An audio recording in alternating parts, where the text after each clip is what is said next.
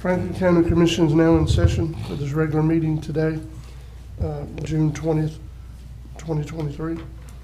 If you would, looks like a short agenda today, but there's a lot of big topics on the agenda, so we're going to get started.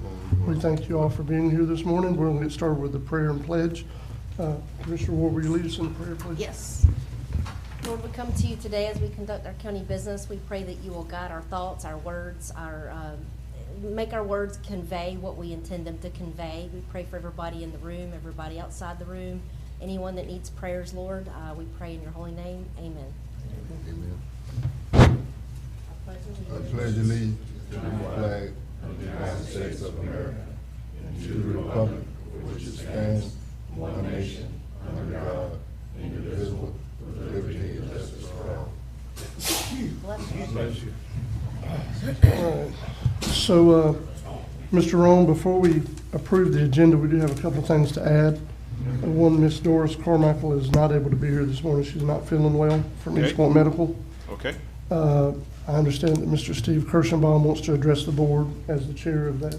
Yes, of the airport board. Airport operation. And we also have something to add to Attorney Schuler's report that he made me aware of about leave no trace in Alligator Point.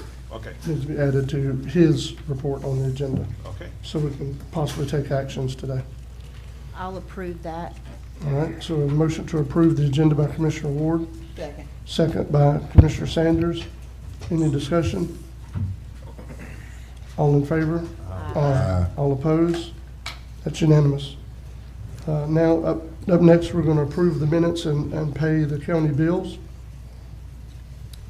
So moved. Second. All right, we have a motion to approve by Commissioner Lockley, second by Commissioner Ward. Any discussion? All in favor? Aye. All opposed? That's also unanimous. So the first thing we're going to discuss this morning, Mr. Morone, could you please hand this to Attorney Schuler, please, so he'll have it to remember? Yes. Is the dredging projects, and I have the computer screen in front of me. I'll try not to make everybody not be able to see it like I did last time when Commissioner Amison had to attend by Zoom. He said, man, I'm getting seasick here. Just want to make people aware, first off, as we're talking about this, there are several issues that have arisen with the East Point project in particular. They're both, they just wrapped up and left. I will tell the public and the board before we go any further that tomorrow morning, Representative Dunn and some of his team are going to be here with us. We've arranged to take him out on a boat that has the ability to show them the depth of the channel as we go over it. So we will be doing that tomorrow. And his, the thing that they've communicated to me is that if it is like people say it is, that the Corps will be recalled in some form and fashion, and it will not be on the county's dime. But I do want to show people this morning the actual channel where it's at in relation to the shoreline. It never was meant to go from the shoreline to the jetties or to the island. It was always designed, if I can get this thing to act right, I don't have to use a mouse. It was always designed to be out in the middle, just like you see on the drawings between the red line and the green line.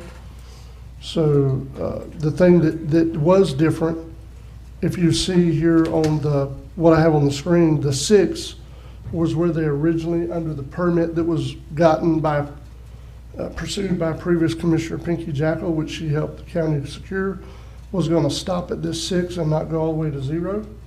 That's one of the things we added, and we used TDC funds to do so. Now on the other end, if I can find it, was something similar going on. Let me shrink it back where I can see it.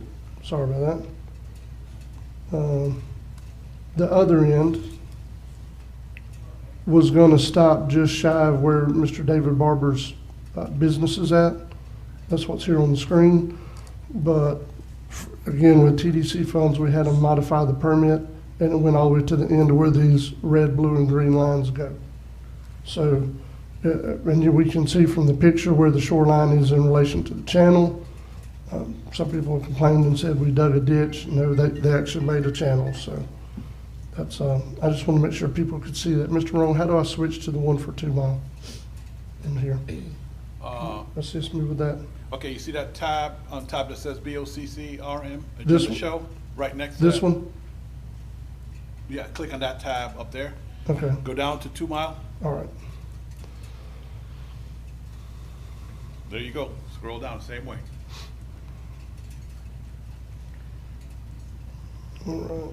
And as you're saying, a couple of things as you're looking at this one, Commissioners, and the reason we're looking at this, there were some complaints about how far they go to past Lombardi's. I'm sorry, Buddy Ward boat ramp.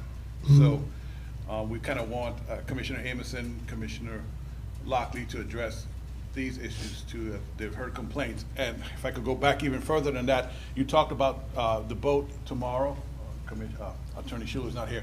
So I just need to publicly state that there's a possibility, I'm glad you walked back in the room. So on the boat ride tomorrow with the representative, there's a possibility that more than one commissioner will be on that boat ride. I want to state that publicly, and it would be good for you to go on the boat with them, sir. What time? The chairman will let you know. How many, 10 o'clock. Mr. Chairman, how many people can go on the boat? It's probably a good, That's is a- it a big boat? I'll find out today. All I right, do not because know. I would be interested in going, but I know that, you know, boats have a limit of how many people can get on them, so. It's tough to get more than one Yes. person on a boat under these circumstances, I'm afraid. Maybe a second boat, Yeah. 2 boats. I'll take my Well- jet ski out there. That's what, to me, as once you have you, myself on there, you know, to basically witness and record whatever was said or testify what's stated, you know, in case anyone has a question. But if you're not comfortable with that, then, We'll chat. yeah, we'll have to figure So- something else out. What I want to make sure people see is consistent with, just like they're doing the East Point, the Appalachia project. If you notice between this green line where I have the pointer here and the red line, where it's got the crosshatch marks, that's the actual channel. All the area between there and the shore is not going to have that depth that they're dredging. And this is, again, this is the 2 mile. So it's not, it never was designed to go to the shoreline. I want to make sure people are aware of that. Now, I don't know that they even would consider that. I know that they did do some additional work in East Point around where we have our county boat ramp. And now everywhere there in that 400-foot distance linear to the shore is 8 foot deep around our boat ramp. So this is the end where, Michael, where you were talking about. Sorry, do you need me to move it anywhere, or is that the area they were talking about with Lombardi's? It's hard to tell with this picture. Yeah, down on the end at the Buddy Ward Boat Ramp, Yeah. our water park. There were some concerns that was brought to my attention, and I'm sure they were brought to Commissioner Lockley's, that they were, and again, let me state that it was personnel working with the dredge company telling fishermen and, you know, that they're only dredging up to, it's hard to tell you on there, but the fact of the matter is the contract goes past the ditch at Lombardi's. It goes in about probably 20, I'd say 20 yards maybe at the most, but it does go out the end. Yeah, Does that you're help? coming, yeah, you're coming in on it now. See that first green square, or I guess Mhm. from the main channel coming in? This one? No, the next one over. Oh, That's this where they were saying they were gonna stop. Now, again, that was, you know, personnel that was working, not personnel that's looking at the contract and knowing. I think where the confusion was is they, you know, everybody thought they were gonna start from the river, work back this way. When they went out actually to the turn buoy going out the channel, worked in, they went towards the river, they're working their way back now. But as far as the contract is, and as far as we know as a commission, they're going to that second, or that furthest left square right there on the contract. All that there from the back should be well within the scope of their work. Am I wrong with that? No, that's all right. So, Mr. Chairman, if you expand even bigger, in small print, you'll see where it says Lombardi Seafood Docks, Oh, yeah, right there. yeah. So, but I've done my best to, you know, show folks. I've had people come by the office and I pull the contract up and showed them right there on the map. So we put the end of those. A lot of this is just rumors. Yeah. And you know how it is, and when people are especially property owners along there, they get a little passionate about what's being done. But my main thing, and I'm just gonna take this moment to say it, you know, because I've been watching social media just like a lot of the commissioners here and hearing it. Keep in mind that we as a commission are on your side in this. I mean, we're trying to stay on top of this. To my knowledge, the chairman has reached out to the Corps since what, January? With no response. You know, it's not us. We're doing our best. And we'd run around putting fires out with folks that get you know, a little fired up about it and everything. But just know that we are on top of this, or trying to be, but we can only do what's within the limit of our power. So remember that come election time on a federal level, you know, because it's not the county level. We're doing everything we can within our scope. So I hope I didn't overstep anybody on that. But back to 2 Mile. 2 Mile seems to be going smooth, and I've told people this. If I'm not mistaken, I believe 2 Mile was dredged, what, about 15 years ago? That's right. Keep in mind, East Point was dredged the last time, man, this gentleman was in diapers. Pretty So close. obviously, you know, it's a little smoother sailing down here on this end because we've done it before. Well, we've done it in the most recent past where East Point was pretty much, you know, like work from ground zero up. So just keep that in mind as well. Yeah, you do. You do. Yes, sir. Go for it. Yeah, well, my concern is, well, when the public don't know, and we didn't know because they didn't tell us what end they were gonna start on. But when they started on the west, coming east, coming back east, right? No, they actually started out Out by the, at the The turn middle. buoy, and they should go straight out the channel. yeah, And they worked into the islands, and then they going down to the river, working back Right. toward Dove. okay, but what had happened was, on the back end, when the confusion was, on this map, you seen it go past Lombardi. And they started 500 feet to where Mr. Buddy Ward played Lombardi back this way. But they started 500 feet ahead of that. And all it took was, they said, one person to say, well, they ain't going back and do it. They got to do what's on the contract. I'm quite sure. And the only thing I don't like about over in East Front,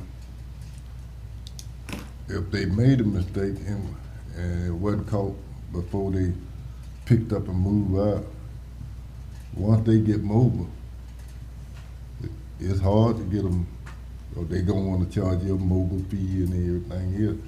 But if they wasn't correct, we shouldn't have to pay no fee if they made a mistake. Not for them, not for mobilizing them back, or that'll be on them. Now, if it was something on us, I can understand. But if I think a whole lot of this could be cleared up if they had markers in that channel. Both of them need markers on the east side of the main channel. And they'll know, a lot of people talking, but they don't know where the channel is. But if they had markers on the right and the left, one going out, one coming in, they'll know they're in the channel. But some of them is outside the channel and they think they, just cause of dredge, and they not gonna. The channel is just like going down that aisle. And a marker, if you ain't got markers there, if you over here on this side or over there on that side, you out of the boundary. And they holler, well, this ain't good, I'm hitting bottom. You're not in the channel. So maybe that, it just, I believe, and the Corps engineers, they supposed to, once the people get through dredging, I don't think they're gonna pass that project without them going in there building that channel. So that's what they supposed to do at the end, and make sure it's deep. If it's 8 foot, supposed to be 8 foot, they used to, I know, send a boat in there and measure that channel and make sure the depth okay. Oh, Mr. Chairman, can I address? With regards to East Point, the other day I walked into a hornet's nest. I went to Barber Seafood, and the ladies up there in the office called me over to the big window looking at the channel, and the Corps of Engineers boat, I didn't see it, but it just got off the ground. It was a ground where when they were measuring. And we're talking about the Corps boat, the guy that's actually saying, hey, the job's done. Yeah. And they said the motor was jacked up and they were blowing mud trying to get off the ground. Yeah, I heard And that. I had 3 ladies sitting there and I trust that they weren't telling me anything that wasn't honest. I heard that. And it's kind of, when you walk into that, especially being a commissioner, Yeah. it's kind of hard to, That- but Especially yeah. them, the people we count on to tell us. it's Exactly, right. and that's what I'm trying to express to everybody, is that we're at the mercy of the Corps as a commission, just like the county is, so. Right. But one thing I would like to say, and maybe to bring some clarity with this, and tell me if I'm wrong, but it has been a long time since East Point's been dredged, and I know people are used to just kind of navigating the way they want to navigate, but when they established where that channel was, is that going back to a historical survey? If it's a little closer over there. Yep. um, That I don't know. I do know that originally, I honestly don't know the answer to that question. I do know that originally the channel was 100 foot wide, 6 foot deep. That I do know, and the total length that we now have, or that they're saying that we have. But the only other thing I do know is over time, that entire channel, because it hasn't been done for decades, the whole channel has filled up. So now if you get out of that channel, you're gonna go from 6, 8 foot of water to 2 foot of water really quick. You know what I mean? Yeah. Because they dug a channel. So the rest of the channel, back when it was used more, wasn't that way, because quite honestly, it was getting prop dredged whether people wanted knowledge or Had a not, lot because more traffic. there were boats in and out, and it helped kind of clear it, kept it clear. But that's not where it's at right now, you know what I mean? So Well, Mr. Chairman, is it marked off good? I don't think they have markers like what you're talking about, no, sir. I don't think they do. I think we need to concentrate on that. Yeah, That way, people know where it's at. exactly where the channel at. Yeah. Would that be a county, is I don't that know. within the county scope, or is that within I don't know. the Coast Guard? I'm not. No, it's a federal channel, so it's a federal responsibility. Yeah. Yeah, tell them they need to mark it. Yes, ma'am. Go ahead, Attorney We Schuler. need, do we need to write them and tell them they need to mark it? I don't think so. I mean, when this first came to my attention last week, that was the first thought I had, is when are they going to mark the channel when they're finished with the dredging? Yeah. I don't know the answer to that. Well, we right should now. be able to address that tomorrow with Representative Dunn, his, Absolutely. our federal delegation. Yes. If that's okay with the board, we'll just address that with him as one of the things we're gonna talk about. Yeah, ask Is that them that. okay? Okay. Mr. On Chairman. both ends. Tell them both ends need marking. Oh, yes, sir. Yes, ma'am. Everybody done? Yeah. Well, I just happen to, I've been vocal about this project, and this project, keep in mind, so that the public knows, the beginning of this potential dredging project was way before some of us were even on the board.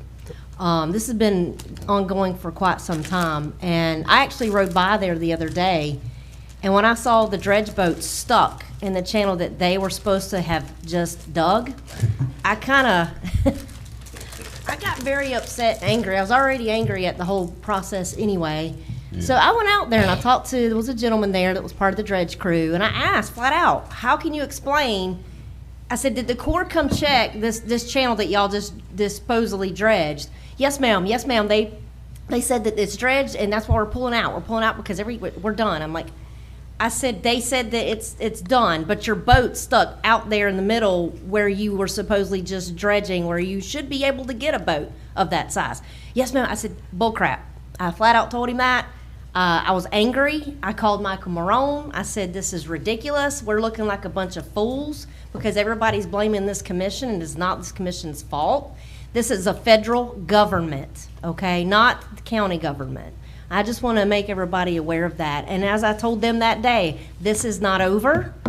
It's not over. If we have to go to litigation, that's what we need to do. I will take on the federal government. I'm speaking on myself, but I know that the rest of the commissioners will echo that. I'm not scared of them just because they're the federal government. So I just want the public to be aware of that.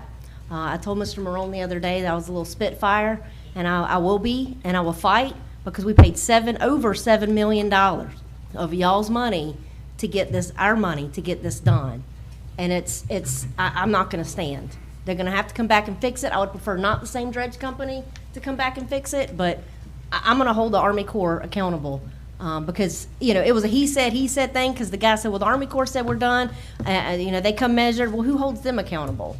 So I'm interested tomorrow with Representative Neil Dunn. I'm glad he's coming out so we can hopefully get all these issues addressed. But that's my 2 cents on it, for whatever it's worth. Commissioner Sanders, you got anything? I don't have anything to say. I've said it all. You got anything nice to say?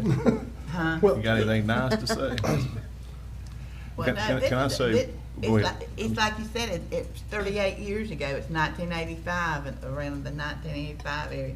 It's 35 years ago, or 38 years ago since the thing has been dredged. If you want to know the history of it, go over there on the wall and it'll show you over there at the courthouse. In fact, her granddaddy and my daddy were sitting commissioners at that time that this was dredged out here, and the breakwater. People like Mr. Riffa Miller and Maxie Carroll and all that, they were on there. But, you know, this is the way the federal government works. They have you know, I've always said, I get on my soapbox now. I've always said that your best government is one that's your local government. And when you see them on the streets and talk to them, and our federal government is so far apart from the people that sometimes, you know, you kind of wonder about things. But I'm quite sure that after all the commissioners meet with the Corps and the representative, that they'll have maybe a different understanding of it, because that East Point Channel in some ways is some of the lifeblood of East Point, and that's it. It's been the lifeblood ever since that happened. It helps to survive. It helps East Point to survive when we have storms. So I mean, we've got to have it. No matter what, we've got to have it, because it protects East Point from the storm surging and wave action and stuff like that. So it is a channel that the boats use, but it's multi-purpose, because we sure do need it. But I hope everything turns out all right. That's the reason why last meeting, Mr. Chairman, I asked you, did you hear the rumors I was hearing about it acted like a camel's back out there? And you said you were going to check it out. Yep. Some of the fishermen come to me and were quite concerned that it was not straight across, it was humped like the camel's hump. So anyway, thank you, Mr. Chairman, for Mr. letting me Chairman, say. I have one more Go ahead. suggestion, and this would be more towards Michael. Just for the public's knowledge, could you just go over how this was funded? Because you know, we're hearing it's our tax dollars, and I understand it's our money, and I'm not one to waste money, but it's not affecting you with your property taxes. That's not the money, if I'm not mistaken. And I'm gonna let Ms. Griffin clarify that. That way the public understands exactly where the funding is coming from. And keep in mind, I'm not an advocate for throwing money away, but it's not what's being perceived by the public as far as the funding for this. But I think that's something that should be stated. Yeah, actually the entire project, which was 2 Mile and the East Point Channel, it actually cost $6 million, and that came from the Gulf Consortium oil spill funds for Franklin County. The consortium actually funded that, and the county actually fronted the $6 million because they would not actually sign the contract with the dredge contractor until they had the money in hand, and that was the Army Corps that did that. And then we received reimbursement from the Gulf Consortium for that. And then, let's see, the additional dredge work that was done, which was about $50,000 in land-based sediment removal for the East Point site, and then also another $280,000 in TDC sales tax proceed, covered extending the both ends of the channel in East Point. And then we also had just another $30,000 in expenses for the East Point boat ramp access to the channel area. But it is a channel for sure, so it's not going to be shore to shore. It's a delineated strip. Yeah, I got one more thank you, thing. Ms. Aaron. Yes, sir. Then I'll be through. You know, Oh, What? one more, sorry guys, I did forget, if I can throw another $1 million in there. That was actually left over from the Corps dredge money. So yes, it was a $7 million project altogether. Yeah, sorry. You're good. when we had commissioners, y'all just get started, and you're doing a good job. Y'all young commissioner, but what you got to remember this: 90% of the time, the stuff be done, it come either from the state or the federal government, because Franklin County don't have the money to do it. But anytime something bad come out of that, the county commission, that's all you're gonna hear. They ain't gonna say where the money come from, this, they gonna say the county commission. Because we the boots on the ground, and we gonna get all the blame. Or they not gonna, you got to send for them to come in, and they not coming in when they know they done messed up, or either it's confusion down there. Especially this time of year, because the election coming up.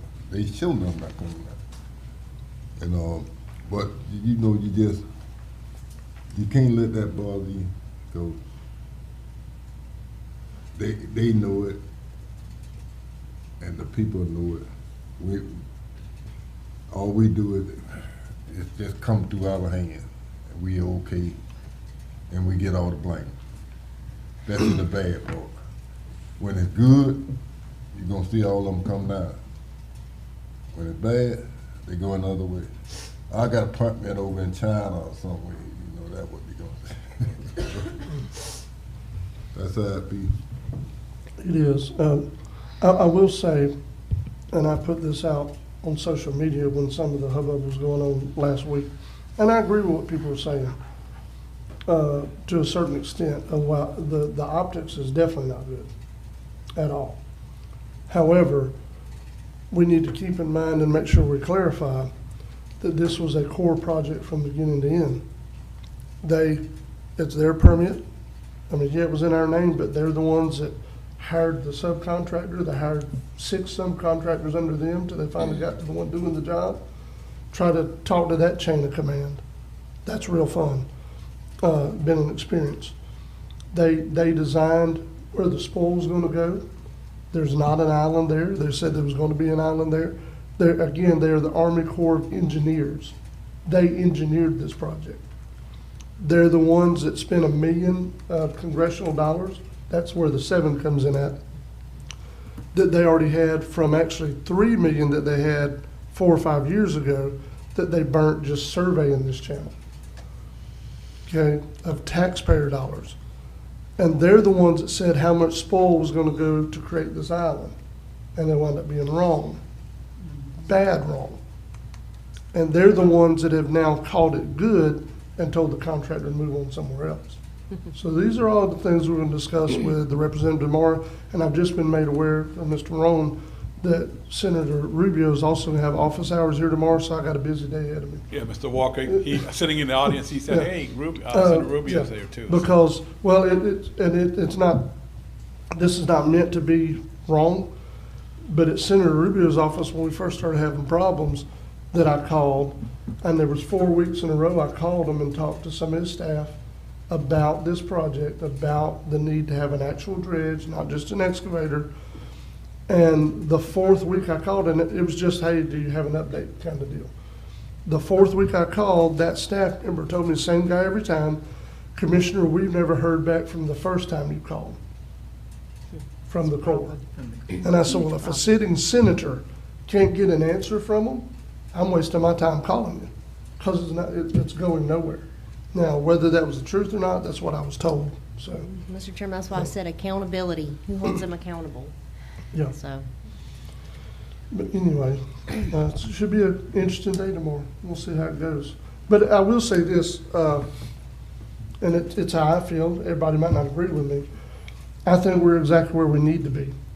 We need to be at the point where the Corps themselves has called this project good, and it can be evaluated, and if it's not good, then they're the ones that's called it good. Anytime before now, you're just, who do you talk to? You got 6 different subcontractors, you got the Corps, you know what I mean? So them saying it's final and them calling it good is where we positionally need to be to make sure it's right before it's done with. It's not comfortable, but it's the right position for us. Anyone else have anything about that before we move on? All right, so we now move on to public comments. I have 2 here. Michael, I don't know, both of these might be by Zoom, because I don't see them in the room. Let me see here. Did Ms. Debbie Jordan put her number on it? Is she? 1549. Okay, that's Yeah, it Miss right Debbie here. Jordan is the first one. And I'm going to, hold on, talk. Ms. Jordan, okay, she's unmuted, Mr. Chairman. Hey, Miss Debbie. Good morning, Commissioners. Debbie Jordan, resident of Lanark Village.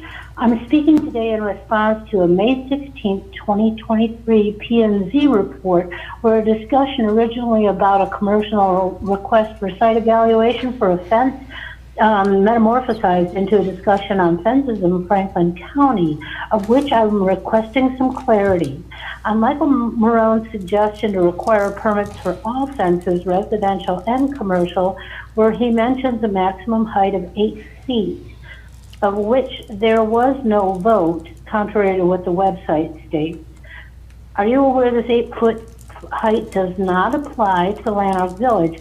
We are restricted to a 5-foot height with 50% permeability for air and 50% permeability for visibility and air.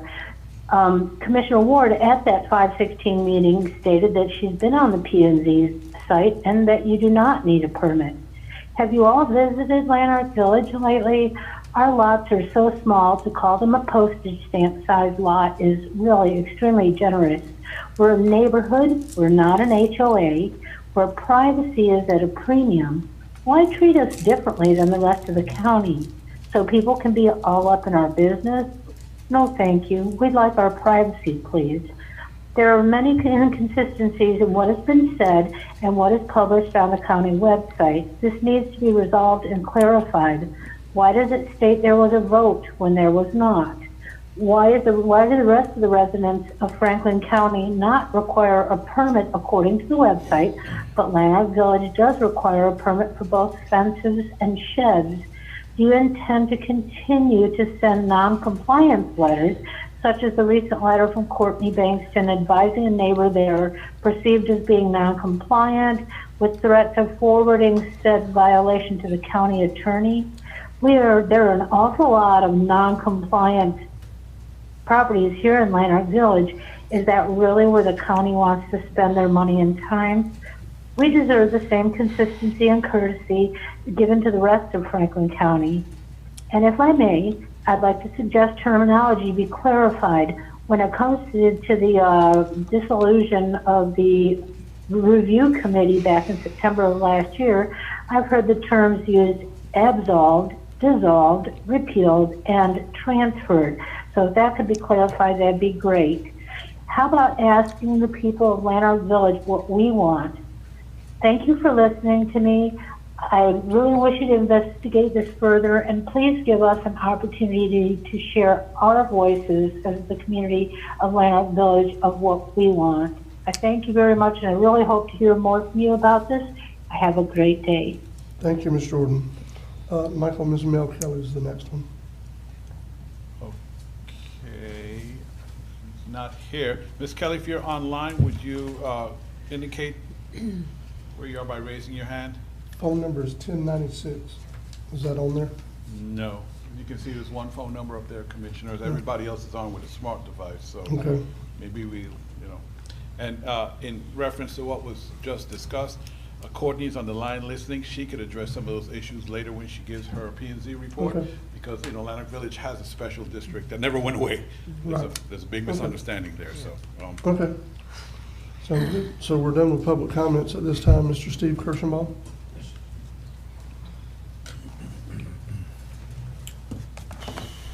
Let me get on my reading glasses. Thank you, gentlemen. Ladies, Steve Kirschenbaum from the Airport Economic Development Board. Just like to say we've been studying the Centric lease, which is going to be before you at the end of the day.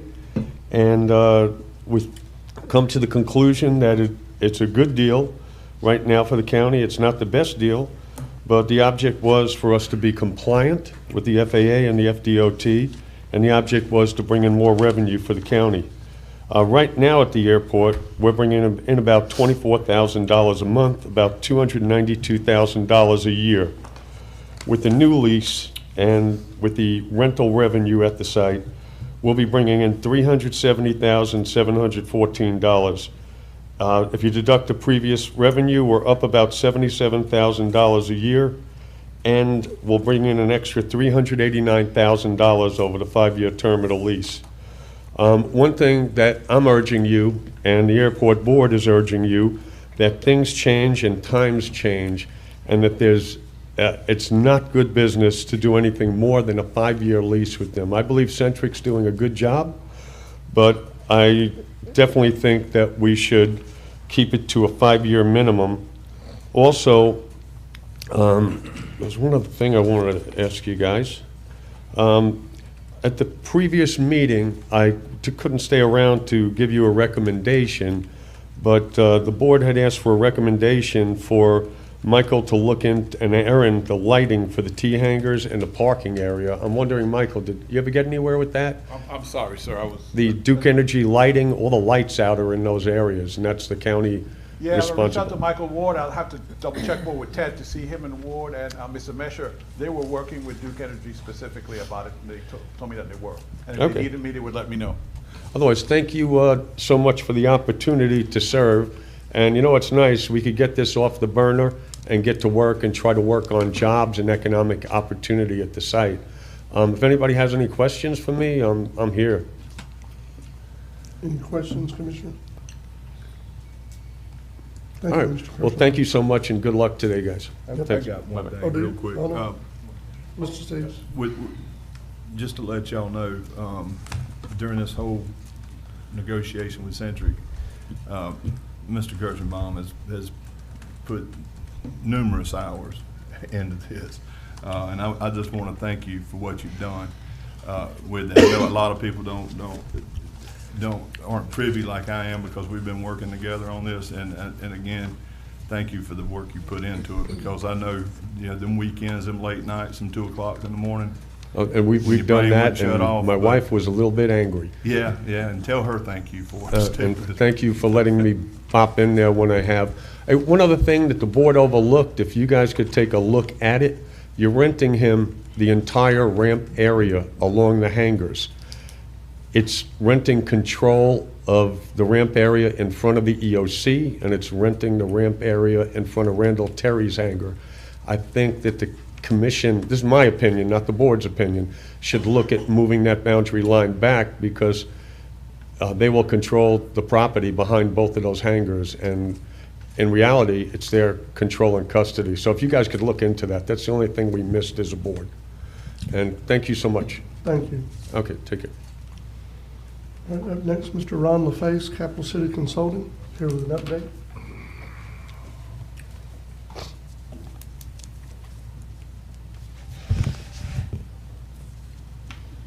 Good morning, Mr. Chairman, Commissioners. Since this is my first time addressing the Commission, by way of introduction, I am Ron LaFace with Capital City Consulting. I'm your lobbyist in Tallahassee. It's very nice to meet you guys formally, and I work in Tallahassee promoting the issues that are important to you guys. It has been a pleasure to represent y'all starting this session. Honored to be your representative in front of the legislature and state government. I do have to start out by saying, by any measure, we had an extremely successful session, especially since we kind of engaged mid-session. But I wanted to report to you a little bit on the issues that we worked for the county. Even though these issues have been around for a while, I know you're familiar with them, but kind of what we did up in Tallahassee to help accomplish them. You know, we worked directly with the board chair, Mr. Jones, county staff, and they were great on providing arguments and really a lot of information to help support our efforts, but we also had tremendous support from your state legislative delegation. But going ahead and getting into it, so I was hired about week 4 of a 9-week session. So this is, the session had kind of already begun, you know, work had, you know, already occurred before then, so we started kind of immediately taking your priorities and figuring out where they stood. Like, what could we figure out a way to accomplish this session? After doing some due diligence, we really focused on 3 main issues. The first one was obtaining state funding for the new EOC. You know, at the time, both the House and the Senate had already proposed their basically recommended budgets, and the EOC funding was not in either of them.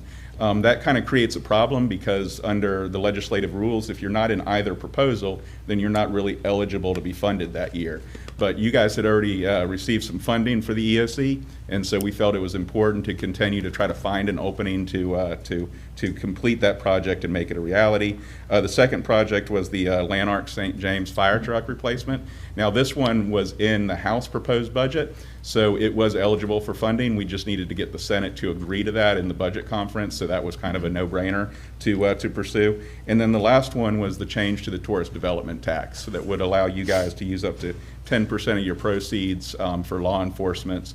And that was something that Representative Schoaf and Senator Simon had filed as standalone bills, but neither of those bills had been heard at that time. And going into week 4, the subcommittees had kind of stopped meeting, so those bills were really not in a position to move forward. So, but we decided to go ahead and continue to work on that because there was still a couple of weeks left in session, see if we could find a path to getting those accomplished.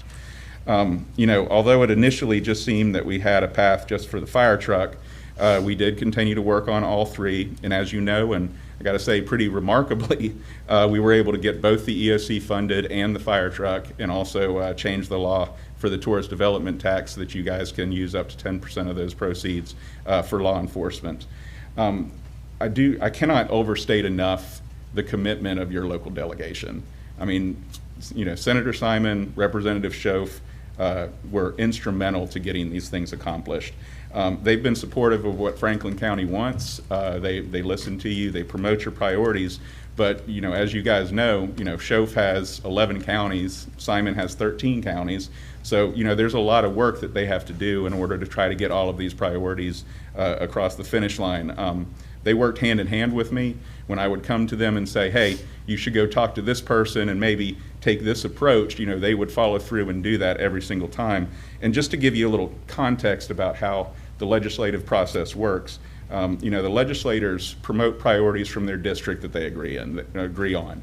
They don't just take everything that anybody brings to them and try to get those done, but things that they support, you know, they go and try to make those a reality.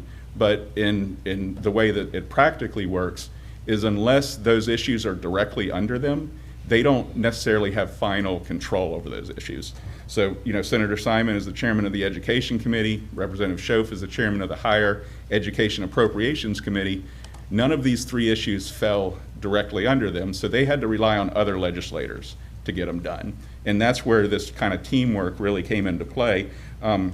So I would kind of do the legwork for them. I'd run around, I'd go talk to leadership, I'd go talk to the other committee chairs and try to find, you know, a way to get these things moving. And then when I'd come back to them, you know, these guys would fully engage and do it. So like on the EOC, for example, you know, I went to the appropriations chairman, and even though the EOC at this time was not eligible for funding, you know, kind of got a commitment out of him of, hey, he'll find some money, and during the budget process, he'll try to throw it in there. But Senator Simon still had to go in and say, this is critically important to me.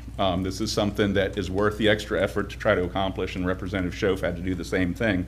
And then when it came to the tourist development tax, you know, those bills that they had filed were not eligible to be heard, so we had to find another path to accomplish that. We were able to find that, that the tourist development tax law was probably going to be opened up in the big tax reform package. And that's because Okaloosa, who already has this carve-out, needed to change their carve-out. Their carve-out has a population cap, which makes them eligible if they're under a certain population. Well, Okaloosa was hitting that cap, and so they needed to go in and increase that cap, or they were not going to be able to use their tourist development tax dollars anymore. So when we found that out, you know, we focused on getting our language added in with the Okaloosa language into the big tax reform package, and we're successful in that. Got them accomplished through the legislature. The next objective was then getting the governor's approval, because, you know, the governor has final say, Governor DeSantis, on anything that the legislature does. Tourist development tax was a no-brainer. I mean, we put that into the $3 billion tax cut package. Was one of his priorities. All the sales tax holidays are in that package, so there was no question he was signing it, did a bunch of press conferences. So that one was easy. When it came to the EOC and the Lanark fire truck, with the help of Chairman Jones, we got some letters of support. You know, we had some calls into the governor's office from people who were making the case that, you know, these two projects are important to Franklin County, and they're important that the state help out Franklin County with these. The governor did veto a couple of other counties' EOC's funding, but ours, along with some other fiscally constrained counties, the governor did ultimately approve those. So all of those two projects and the tourist development tax are now law and funded, and, you know, we can proceed as accordingly with that. So even with these being some pretty extraordinary results since we started late in session, I do want to thank you all for taking the risk of bringing on Capital City Consulting. You know, I know it wasn't easy, somewhat of a leap of faith, but I hope that this session kind of demonstrates that with a little extra push, we can bring some real results back to Franklin County. I would say, in my opinion and in my experience, you guys enjoy very strong support in Tallahassee. I mean, your legislative delegation was willing to do whatever they needed to do to get your projects accomplished. And also, I hope that this demonstrates that, you know, we'll put in the effort to get those done. You know, when we started out kind of late in session, we were told by leadership, hey, you know, it's really late, but we like your projects, and why don't you start working on them for next session, and we'll get them positioned to help you out. Well, you know, we found a kind of a path to get those done this session, and then when they did the final kind of landing pattern of bringing session in for a landing, these projects were positioned to go, the TDT was positioned to go, and leadership came around and said, okay, yeah, we'll go ahead and get them done now. I mean, that's how this whole thing came together. So with that, I appreciate you letting me give this update, introducing myself to you guys, and I appreciate the support and confidence. Any questions, Commissioners? Mr. Chairman, I'd just like to say, I would like to obviously prepare earlier for next year, Yes. but I appreciate everything that you guys did for us and fighting. As the chairman stated, the reason why we brought you guys on board initially is because we can't, as commissioners, be up there every day fighting for our county, fighting for our citizens. So it was his idea to bring you guys on, and I think it was a good idea. I think I'm satisfied with the accomplishments that we've gotten in such a short time since we brought you on such late at a late time in the legislative session. So just be prepared, because I want to be able to go fight again this next year for what we need for our county. So thank you. And thanks for being here Of course. today. I want to fight for me a raise for this county commission. Ain't paying us enough.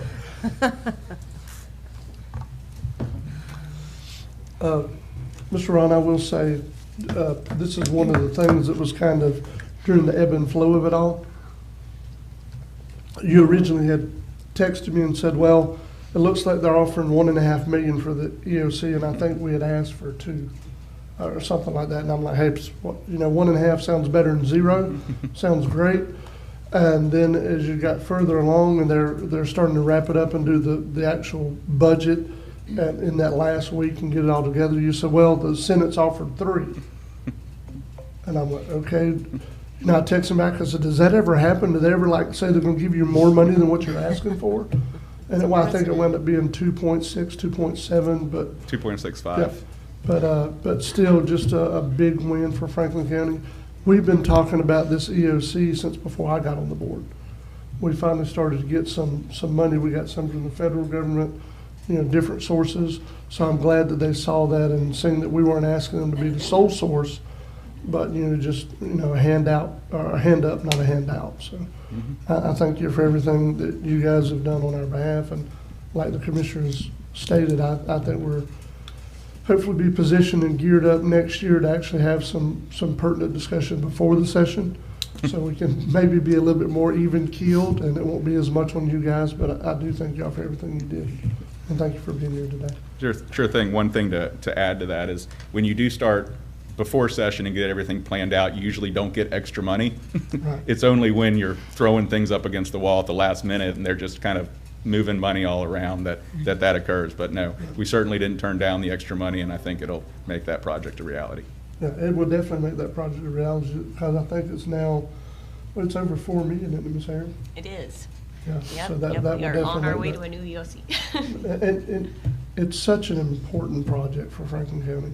We've never had an EOC. The one we function in now is an old NOAA weather station that they abandoned, and we made it an EOC. For as many times as all of us have heard when a storm's coming and it comes around the peninsula, they say Apalachicola, it's the first thing out their mouth. We've never had a functioning EOC that was built for that matter. So I think it's a pretty big deal. I do. Mr. Chairman, if I may, a couple of things. First, Mr. LaFace, our EOC director, is in the back of the room. I'd like her to wave her hand so maybe she can say hi to you on the way out. Secondly, when Mr. LaFace talked about extended staff, I'd like to extend that further to Ms. Tracy Busby, your consultant, because basically Tracy's the one that created applications for you to take and run with it and work your magic that you work. Yes. So I want to make sure I do give her some props because she worked really hard in getting that package together, for this opportunity. Because again, like you said, it's a team effort to get it done. It is. It is. Anyone else have anything for Mr. Ron? Thank you, sir. We'll talk again soon, I'm sure. Thank you, Commission. Yes, sir. Good job. I see your EOC director's approaching. Wait, Mr. you want to say something? Thank you.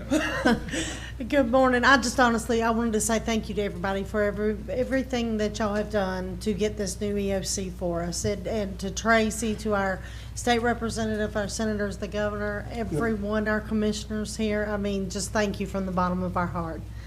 And our former emergency management director. Yes, ma'am. She was a Absolutely. big push on that too. Yes, ma'am. Although she's enjoying retired life. Very much so.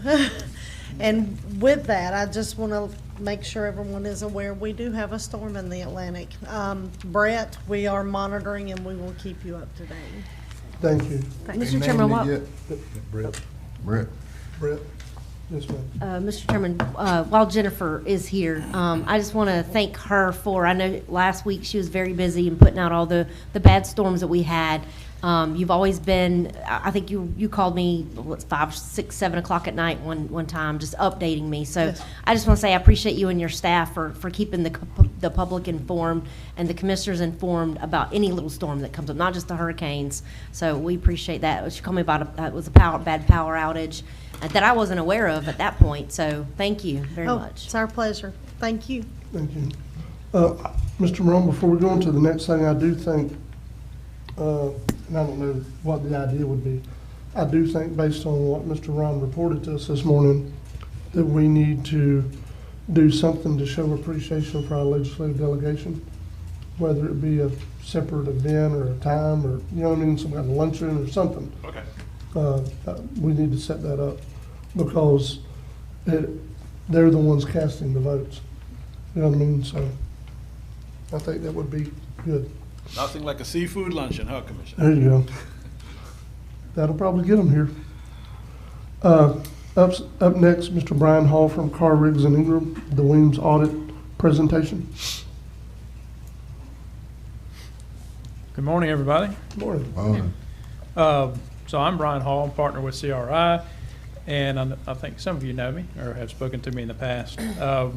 Here to present the Weems audit for the fiscal year end September 30, 2022. So I want to say thanks for having me here today, and thanks for your business. It does mean a lot to us. So what I'll do, consistent with my previous presentations, is and I trust everybody has a copy of the report in front of them. We'll go through it at a high level, and I'll kind of talk about the things that, if I was in your chair, I want to know. The things that kind of jump off the page, but if there's anything you want me to go into in more detail, you have any questions, just holler at me and we'll go into it. To kind of set the stage, I would mention, unfortunately, that studies have shown that 2022 that we just got out of was the worst year on record for financial performance of hospitals in recorded history. So Weems was no different. It was an extremely challenging year, so we'll talk a little bit more about that. The first thing that we would come to, the first unnumbered page in the report, is the auditor's report itself. It's an unqualified opinion, which is good. That's what you want. It's the highest level of assurance we provide that there's no material misstatement of the financials. Page 4 through 11 is management's discussion. That's not us. That is management's opportunity to explain and provide some commentary around the numbers. So I will skip ahead to page 12. Page 12 is the balance sheet, the assets section. So the assets is what the hospital owned as of September 30, 2022. It's comparative to last year. So a couple things there that I would mention is, first line there, 2022, you can see the cash and equivalents. As of September 30, 2022, the hospital had $1.1 million of cash. That's compared to $4.1 million the year before. So obviously a significant downturn in cash, and we'll talk a little bit more about that, where that cash went momentarily. Second line on there, in any hospital audit, of which we do many, most of our time is spent in auditing receivables and revenues. That's very complex for a hospital or health system, and making sure that the receivables are truly collectible.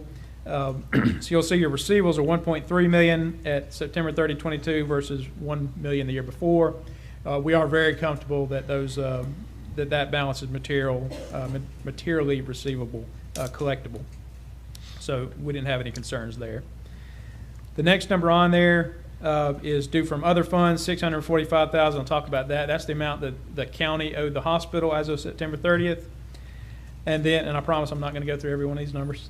And then the next number after that is what's called estimated third-party settlements, $119,000. That's the cost report receivable. I bring that up because you'll see that last year we had a large payable to Medicare. This year we have a receivable from them, so they owed us money at the end of the year. The rest of the balance on the assets are pretty comparable to last year. So go ahead to the page 13. The next page. So if assets are what the hospital owned as of September 30, then liabilities are what the hospital owes. So what do we owe? The first line on there is new.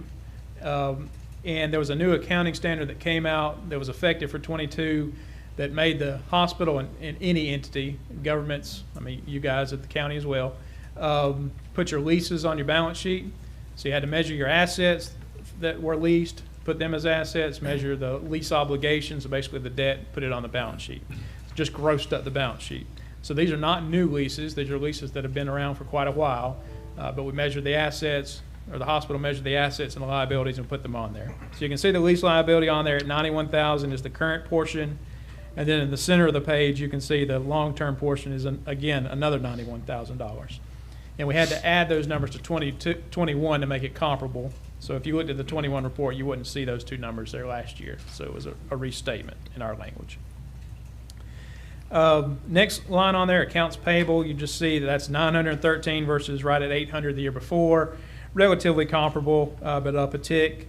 And then the big number that I want to talk about is the estimated third-party settlements there in 2022.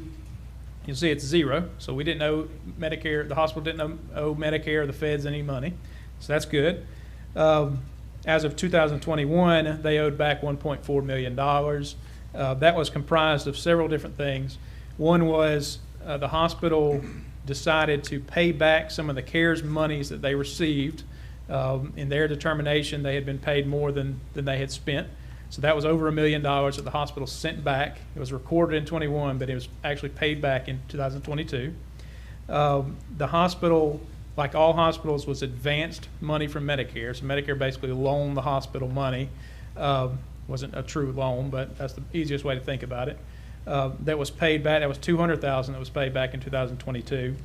And then the hospital also had a large cost report payment that they had to make in 22. So if you add all those things, those kind of one-off things together, it's somewhere between $1.5 and $2 million that the hospital had to pay back to Medicare and the feds in 2022. So that's kind of where some of that cash went. The rest of the numbers on here, again, are pretty comparable with last year. Again, the hospital has no true outside debt. As you're aware, they don't have the capacity to take on debt. That's your purview.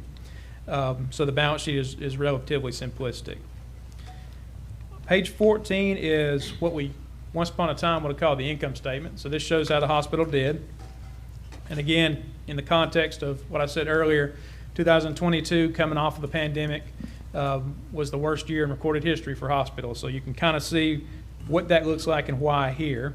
The total operating revenues, $6.6 million for 2022 versus $8.1 the year before. So the revenues were down 18% this year. So a sizable decrease. A lot of that attributable to COVID volume, and also Medicare and other payers were paying more for the patients that showed up at the hospital during the pandemic. That went away in 2022, so they went back to the old payment mechanisms. Salaries and benefits is a bit of a bright spot, which is the first line in operating expenses. You can see it's down a tick. It's actually down 3% from the year before. Most hospitals that I'm seeing, salaries continue to increase.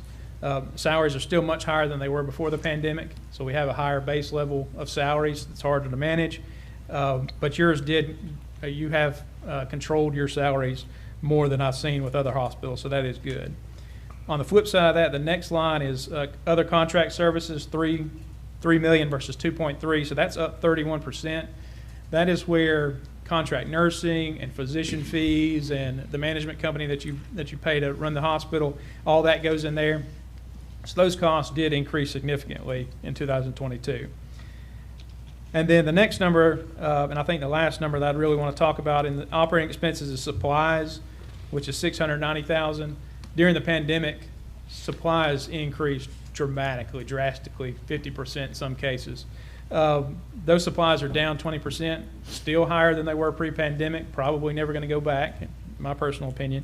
But they did decrease 20%. So we see some things starting to normalize coming out of the pandemic. So all that adds up to the subtotal there in the middle of the page, operating income loss. So before you start looking at the tax money that the hospital gets and the CARES money from the feds and all that, the hospital lost $4.1 million in 22, and they lost $2.4 million the year before. Again, that's before the tax monies. So then you come down to the next section, which is non-operating revenues, and you can see, if you look at 2022, you can kind of see what makes it up. Not a lot going on there, but if you look at 2021, you can see much bigger numbers.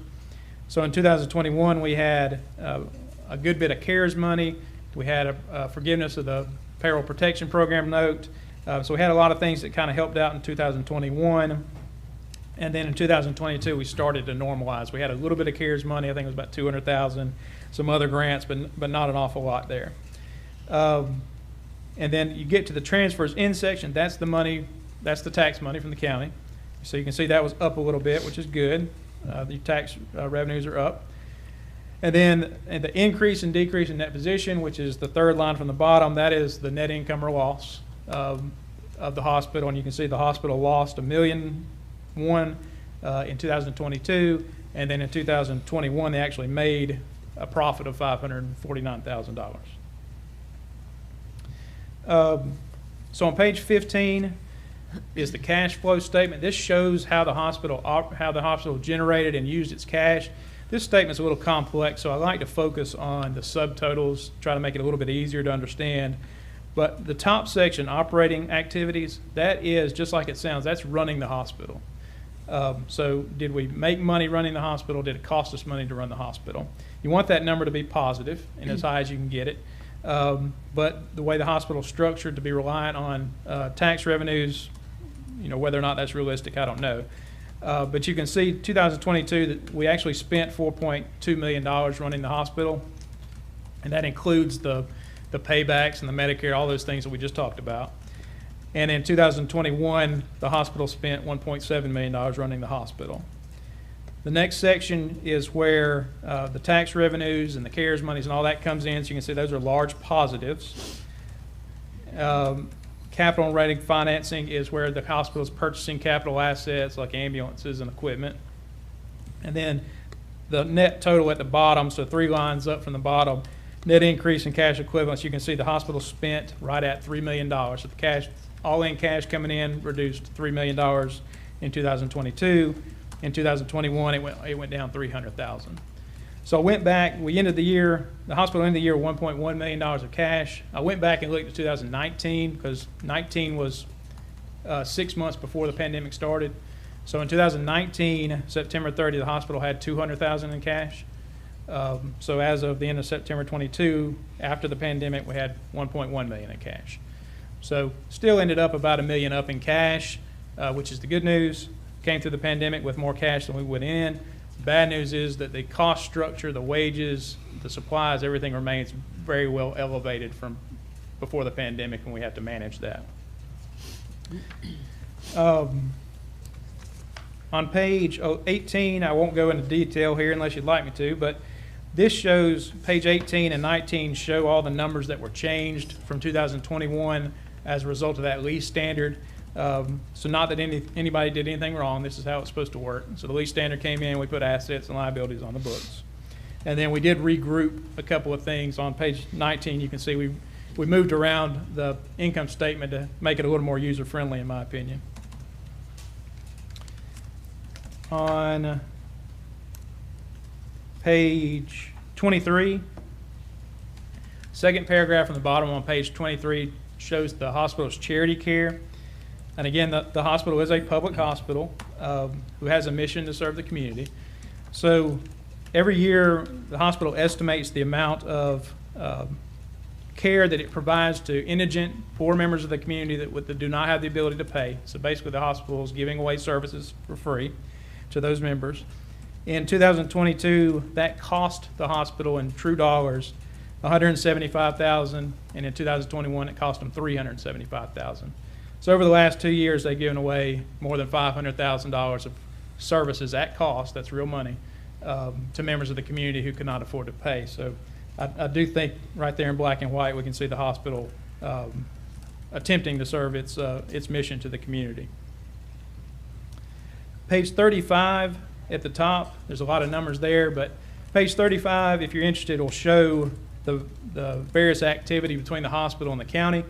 So you can see the amount that the county owed the hospital at September 30, and then the transfers in, you can see all the various breakdown of the tax revenues that were sent to the hospital. I don't think any of that's a surprise to you guys. Page 38, I always like to look at this on my hospitals. 38 right in the middle of the page shows basically who's coming to your hospital. And you'll see this tells a story in my mind of two things really. If you look at the 2001 percentages right there in the middle of the page, you'll see Medicare at 36%, and then in 2022, Medicare is 23%. So that's a story of the pandemic, of less volume from Medicare in 2022. And it's also a story of, especially in Florida, Florida's kind of ground zero for this, you see a lot of growth in Medicare managed care plans. And you also see a lot of growth in Medicaid managed care plans. So moving away from Medicare traditional, moving away from Medicare and Medicaid, moving away from traditional. For the hospital, moving away from Medicare is not a good thing. So we do see that in the results of the financials. But anyway, you can see the Medicare percentage going down, and then you see the commercial HMO PPO, which is the bottom line there, going up significantly. And that includes Medicare and Medicaid commercial. Page 39, second paragraph there. I did want to mention that the state of Florida changed the way the supplemental funding programs that they give to the hospital. They changed it this year on the DISH and LIP, which is what gets a little technical, but these are funding mechanisms that the state gives the hospital to compensate them partially for the cost of providing care to Medicaid, because Medicaid pays so poorly. But that went down almost $400,000, $300,000 and change. So that was detrimental to the hospital this year. We don't know where that's going to go in the future, but it does look like those payments are starting to trend down. So that's an unfortunate thing, but not out of everybody's control. And that attributed to the decrease in revenues that we saw. So finally, skipping all the way ahead to the back, there's various reports that I am required to give you by the state of Florida and by my standards. But page 46 is the internal control report. So at the bottom of page 46, you'll see that we did have findings that are listed there, and in our terminology, they are what we call material weaknesses, which means that either they did create an entry that we needed to make as auditors, or they could have created an entry that we needed to make. So there's 4 findings on page 48 and 49. We were able to see that the hospital had cleared and corrected some of our previous findings, so that was good. Those were removed. But we do have 4 that are left. The good news is we didn't add any, so there were no new findings. On the flip side of that, we still have 4 findings from 2018 and 2019 that are still there. So again, not new findings, but findings that have not yet been remedied by the hospital. So you can see those there. Again, 2 of them started in 18, 2 of them were from 2019. And those have been reported, and management is very aware of that. We've spoken to them several times about that, so I think there's a plan in place, but they can speak to that. So I about taught myself hoarse, but and I knew I moved very fast there. I wanted to respect your time, but if you have any questions, anything y'all like me to talk more about, I'm glad to do it. Mr. Chairman, I do. And I don't know if you could answer this, or if this is something that Mr. Walker can. In reference, and I think it was close to page 31, you referred to something called GASB, G-A-S-B 87. There were multiple numbers, 92, 2000. Can you elaborate exactly? I was trying to understand, and Sure. I researched the terminology, and from my understanding, it's basically the hospital's leasing equipment. Yes. So GASB is the board, the Governmental Accounting Standards Board, that puts out the accounting standards that anybody that's government, including the hospital, has to follow. So it's the same thing that the commission follows when they do their financials. So the statement that was new this year was GASB 87, which required us to put the leases on the books. So the hospital has leases. It actually only has a few. That it leases various equipment. Oh, thank you. Leases various equipment. So before, that would have just been, you pay it every month, you pay cash, you record rent expense, that's it. That's all you would, you would have seen it in a rent expense in this number, and that's it. So after this standard, you had to go measure the value of those assets that you're leasing and the value of, you take all the payments that you're going to make on that lease to the end of time, add them all up, and discount it back, and that's the liability. So it put a big asset on the books, and it put a big liability on the books. Okay. And that's new this year, that the federal government, correct. They're requiring you to put and reflect on these statements that Correct. wasn't on there before. Correct. Okay. And to make things more fun, there's another standard that'll be in effect this year in 2023 that we have to do that pulls in all the software leases. And I don't know, again, I don't know if this is under your wheelhouse or purview or Mr. Walker's, but the CARES Act funds that had to be reimbursed to the state, you refer to the contract nursing cost. For the sake of the audit and the report, could those monies, instead of having to refund those back, could they have been utilized to pay for these contract nurses and the services? Probably not for me to say. It's a management decision. So I would mention that the way that the CARES money, and it's paid back to the federal government, not the state, but the way those monies came through is that you had to spend the money. I say spend with quotations because it's really quantifying the money. You didn't have to spend it technically, but you had to spend the money within certain time frames. So it would be, the first one was through January 30 of 2021 or whatever it was. So for this bucket of money that they got with the time frame involved, management at the time decided that we haven't spent that money. So you can ask them, could it have been spent elsewhere? I can't really comment on that. But the decision was made that it wasn't, so they sent the money back. And I do realize, Mr. Chairman, it was, you know, I know you do these audits all the time, and you do multiple hospitals. And I do realize it was kind of a curve, a learning curve, because as you said, you know, 2021, 2019, we didn't have a pandemic. We got hit with this pandemic, so a lot of these numbers changed, and they reflect things that you as an auditor have never seen before. Correct. So I appreciate you presenting today. And I think most of the other questions might not be really for you, but I appreciate your time and answering my questions. David Walker, CEO.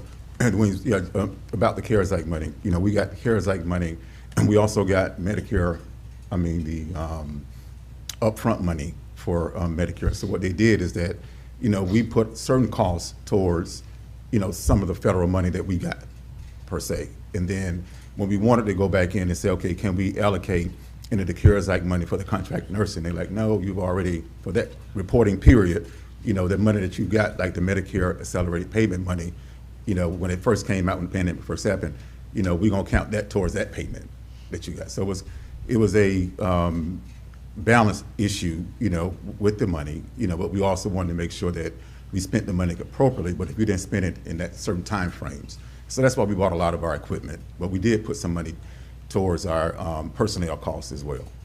And thank you for the clarification, Mr. Walker. Commissioners, anyone of you have any questions for Mr. Hall? I'm like Commissioner Ward's already stated, it does bring up several questions, but I don't believe it's questions that are pertinent to the audit or the job that you Yes, guys done. It looks pretty thorough. I will say though, and this is me just asking, it's not something we've discussed.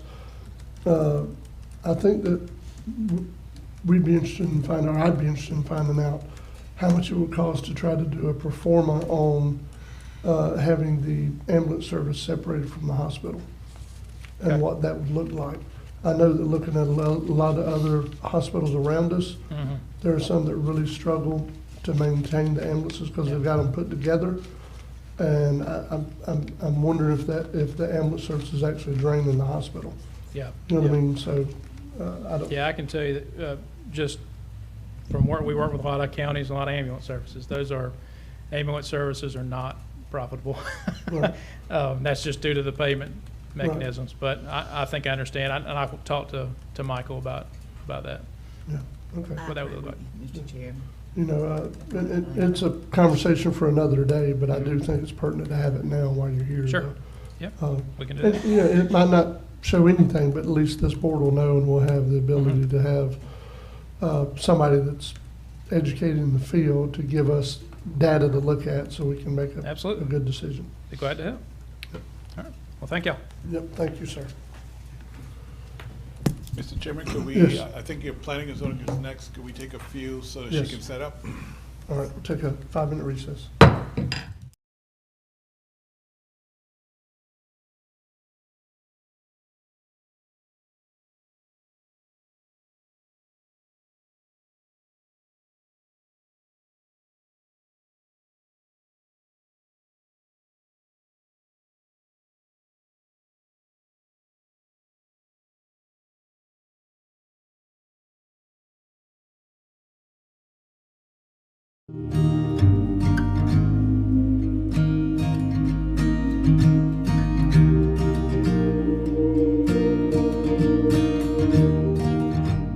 Embrace the pace on Florida's Forgotten Coast.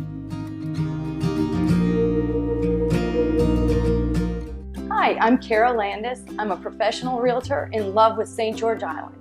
When my husband and I and our dogs moved here in 2002, it was the beginning of an adventure that has never grown old in a community that is amazing. If you're thinking about moving to St. George Island or investing in our world-class real estate, then this community will be as important to you as the sand and surf. Well, Kara to me is much more than an agent. She's become a friend, and since we bought the house, we've needed work done, and she knows everybody there is that can help us with that. One of the key elements for the historical growth and value of St. George Island real estate is the fact that it's a great place to vacation and to live. The beauty of the Gulf of Mexico with its white sand beaches and blue sky has always been a magnet for me. It was love at first sight. As your realtor, I can help educate you on the various aspects of buying and owning coastal properties. From taxes to coastal setback lines to where to find the best oysters, it's all part of being your realtor. Too often our friends tell us of it being a hardship to buy a house, and the agent was gone as soon as the closing. We've had quite the opposite experience with Kara. If you're looking to buy or sell real estate on St. George Island, I'd love to work with you. Please call or text me at 850-653-7753. We would like to welcome you to Florida's Forgotten Coast. We hope you enjoy your stay here in Franklin County. We'd like to take this opportunity to remind you of some of our safety guidelines for our beautiful beaches. Here on the Forgotten Coast, we love pets. Please observe our leash laws on the beaches and on other public places. When visiting Franklin County beaches, please be aware of beach flags and surf conditions. For the most recent information on these conditions and more, please download the Forgotten Coast mobile app. It is very important to us here in Franklin County that we make all our beaches accessible to everyone. We have placed mobile masts at different assets throughout the county. We plan to add more the coming year. Franklin County has some of the most beautiful beaches in Florida. Let's keep it that way. Remember to remove all your trash before you leave and leave only footprints. We welcome you to enjoy our beaches. But at the end of the day, please remember to remove all your beach gear before 9 p.m. Remember, May through October, we have other visitors here, the sea turtles. So we need to keep our lights off at night on the beaches as well. Your safety is important to us, so please remember when visiting our beautiful beaches, you're swimming at your own risk as we do not have lifeguards on duty. We hope you enjoy your stay here, but please remember, no glass bottles on our beaches. When visiting our area, please park in designated parking places only. Don't park in the county right-of-way or on private property without permission. Go to floridasforgottencoast.com/beach safety for a complete list of county and beach ordinances and safety rules. Thank you. Thank you. Thank you. Thank you. Thank you. Thank you. Thank you. Thank you. Thank you. Thank you. Thank you for visiting Florida's Forgotten Coast. Help us keep our beaches as beautiful as they are today for future visitors and residents.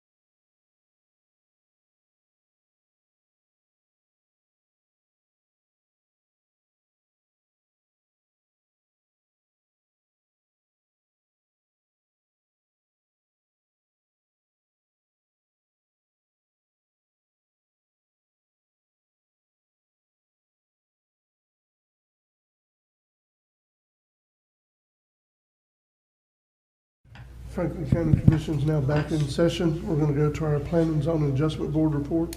Ms. Courtney, please proceed. Yes, sir. Let me turn off my.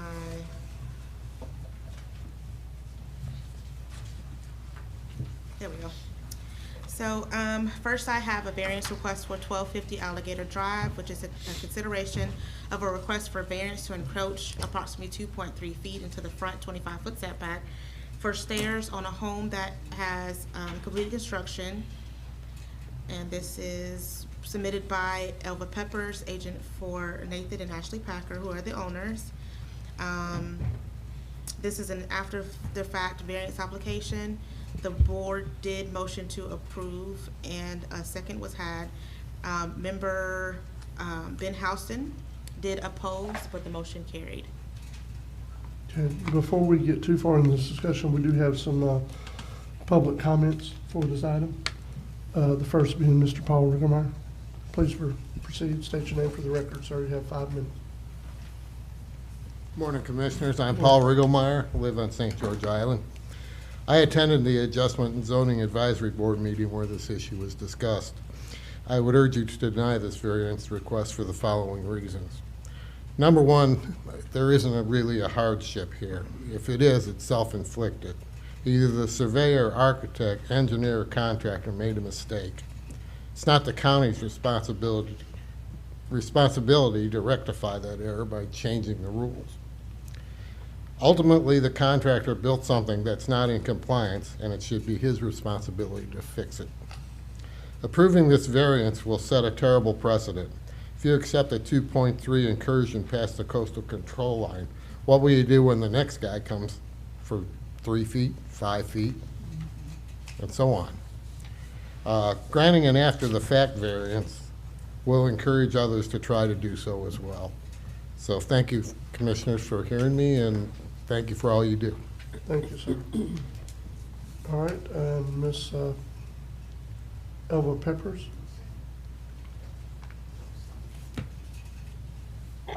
Hi, Commission. Are you able to hear me? Yes, ma'am. Please proceed. Okay, great.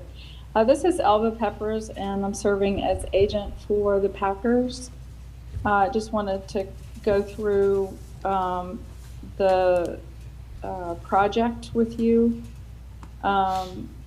This property is located on the north side of Alligator Drive and Pelican Street, and the Packers received a building permit for the project and continued with construction. It came to the attention of the planning department that a coastal construction control line permit was required, and that was, I'm sure, overlooked because this is on, like I said, on the north side of Alligator Drive and not typically where you would see the coastal construction control line passing through. So anyway, as part of that, the CCCL application was applied for and a letter of concurrence was requested. So since the home was already built, they did a as-built survey and submitted that, and that was when the encroachment was discovered. Typically, a as-built survey is not required for or after construction of a home. Meanwhile, the DEP went ahead and issued the coastal construction control line permit, and so that is in hand, and this variance request is the last thing requested or required for their CO. In the meantime, also the owners are in danger of losing their homeowners insurance if the CO is not issued within a couple weeks of this meeting. All right, so that's kind of the backstory. And as you can see in the photos, the encroachment is very small, and the home is on the corner of Alligator Drive and Pelican, with a large distance from the area of the stairs that encroaches on Pelican and Alligator Drive it's not affecting any other homeowners.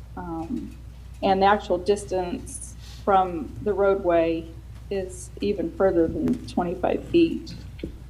I don't know if, I'm seeing the survey, but can you show the photos as well? Let me see if I can pull those up.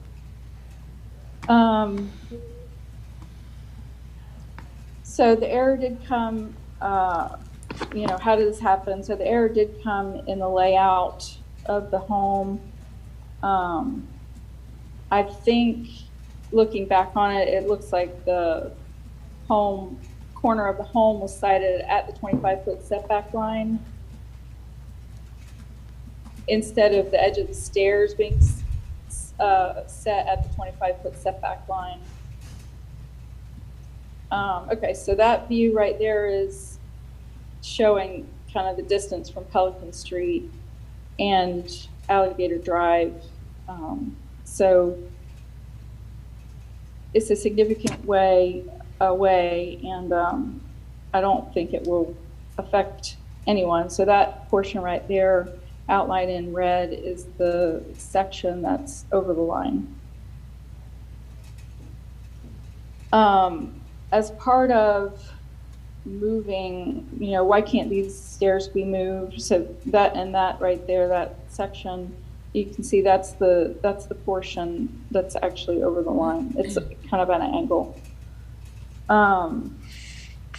So there's a piling under the stairs, kind of behind that landing, the lower landing, and so shifting the stairs that way may not be possible. In addition, the structure itself was custom made with all this special metal railing and so forth, and the cost, according to the contractor, if it can be moved, would be upwards of $10,000. So Cliff Wren, the builder, is here, and we would like to ask for special consideration of this special circumstance, understanding that you know, each project is different and weighed separately on its own merit. And I can answer any other questions. Does anyone have any questions for Ms. Peppers? I don't know if this is for Ms. Pepper or Ms. Bankston, but on the application is asking for 11.2 square feet of encroachment, but here it says 2.3 feet. Yeah, well, it's square feet. So two times okay, 5. square feet. I got you. Square feet versus regular feet. Okay. Yeah. So it's a weird angle. So we just calculated the square feet. Thank you. Ms. Courtney, I'll ask you a question. Looking at the original drawing that they had for the house, as opposed to what the final thing is, I mean, is it just me or isn't there? It doesn't have the corner of the stairs square with the front of the house like Yeah, I the was current going to bring standard. that too. Yeah. During the meeting, the contractor stated that it could have been a mishap with the pilings being put down. It could have been anything that kind of shifted it forward. But, I mean, that's kind of, they're really, really, really close to the setback line. Right. And you kind of anticipate that happening when you're that close to the setback line. Well, the only thing I will notice, and I will defer because it is not in my district. So even on the original drawing, the setback line is there. You know what I mean? Mm-hmm. It is there. Yes. And as I understand it, well, I'll just say this. I'm fighting in my district to take back where people have tried to use the right-of-way without it being done right. And I certainly am not of mind, me personally, of trying to tell all those residents they can come and ask for an after-the-fact variance. I do not support this. And And I the just only- want to state that publicly. Yeah, and the only thing I did notice, like when I was reviewing it, with Mark and I were both reviewing it, had this come to us prior to, especially with the setback line being so close, there was ample, room back here where they could have moved it back to just kind of keep Right. from that happening, that kind of incident happening where they did end up encroaching over the setback. And had we not required the CCCL permit, or the no objection letter, which is when it was caught, then this would have never happened. And it kind of makes us question how many are Yeah. like that, Yeah, I've been stating that now for 6 years. Yeah. Yeah. People are doing what they want to after the fact.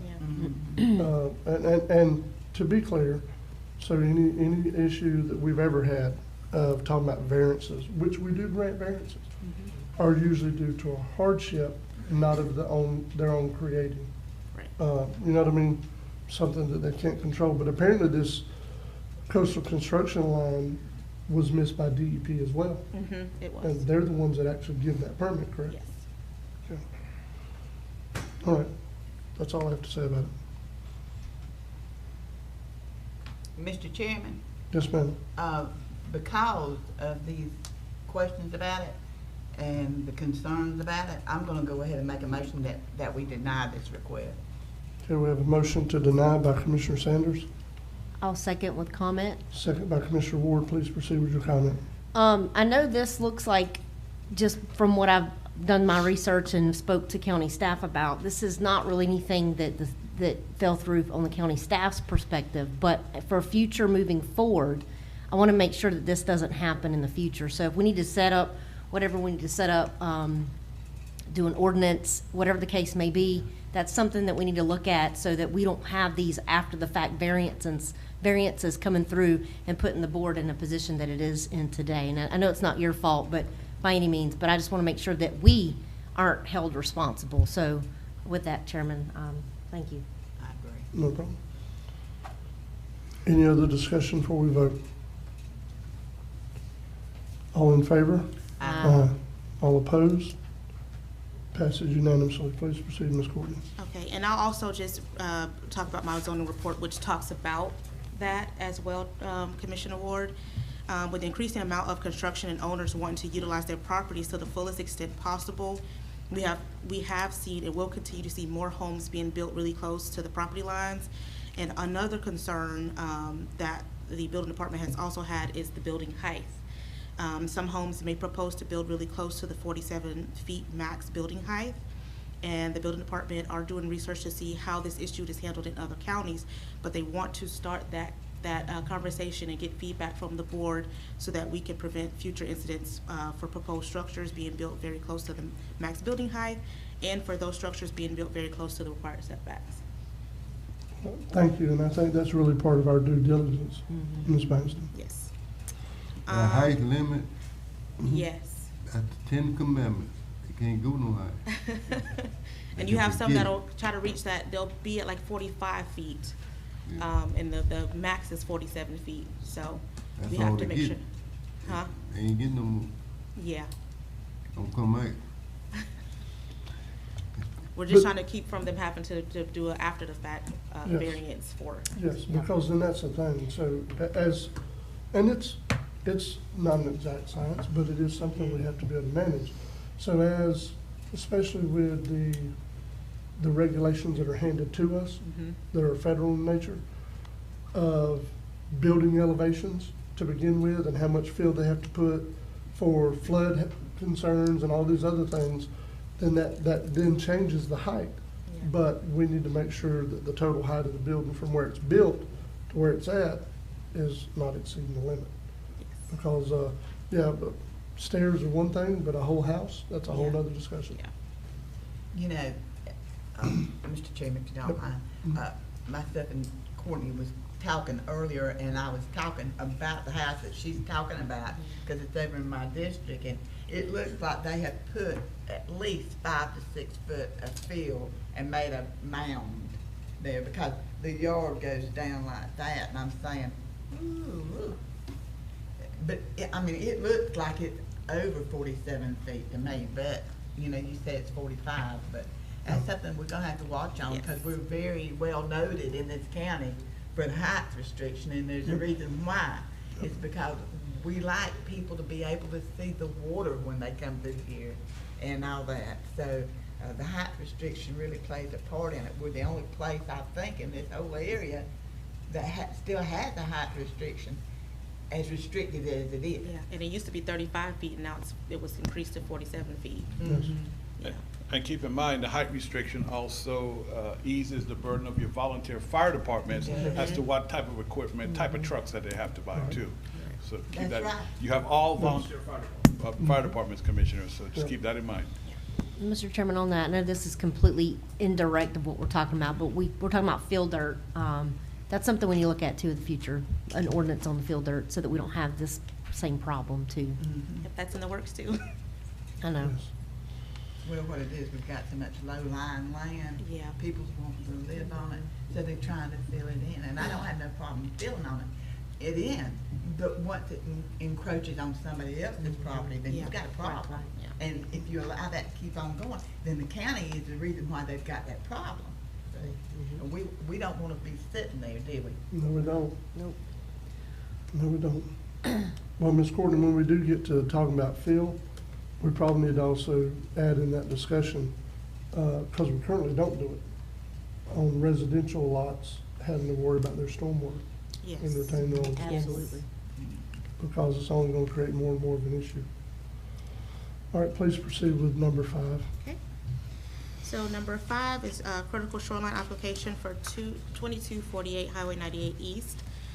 It is a consideration of a request to construct a 924 square foot single family dock that consists of a 4 by 191 walkway, an 8 by 20 graded terminal platform, and a 10 by 10 open boat slip with a lift in Lanark Village. The application will be contingent upon state and federal permits or exemptions. Requests submitted by Dan Garlick, agent for Patrick Pitzer, applicant. Both FDEP permits and Army Corps permits have been obtained. They meet all the repair and right requirements. The board did motion to approve this dock. Okay, pleasure of the board. So move. Motion to approve by Commissioner Ward, second by Commissioner Sanders. Any discussion? All in favor? Aye. All opposed? That's unanimous. Okay. Next, I have the commercial site plan application for a 4,178 square foot convenience store located at 214 US Highway 98, East Point. This request was submitted by Mike Harper, agent for Southwest Georgia Oil Company. The property is zoned C2. I don't know if you guys remember, there was something very similar proposed at this same location. It's new owners or new developer. They have not changed really much of the plans. Probably some entrance or parking, and they meet those parking requirements. When they met with me and Mark, they used, there's 5 stalls here, and they just put 1 parking per each, which they could use as parking. But even with the ones that they have currently on there, they only needed 20 parking spots, and they have 25. So they've exceeded their parking requirements. They have stormwater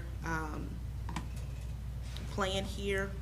Their plans were very detailed, very straightforward, straight to the point. So the board did motion to approve this. Okay, pleasure of the board. So move with comment. Okay, motion to approve by Commissioner Ward, Second. second by Commissioner Sanders. Commissioner Ward, please proceed. So this applicant exceeded the expectations to allow for what we require, in addition to making sure that there's proper stormwater drainage so they're not flooding out their next door neighbor. Correct. Which I think was it supposed to be Taco Bell? I'm just making a joke. No, never. I had to bring it up. Because I know Courtney got some phone calls. I got phone calls. I don't know if the chairman got phone calls about a Taco Bell coming.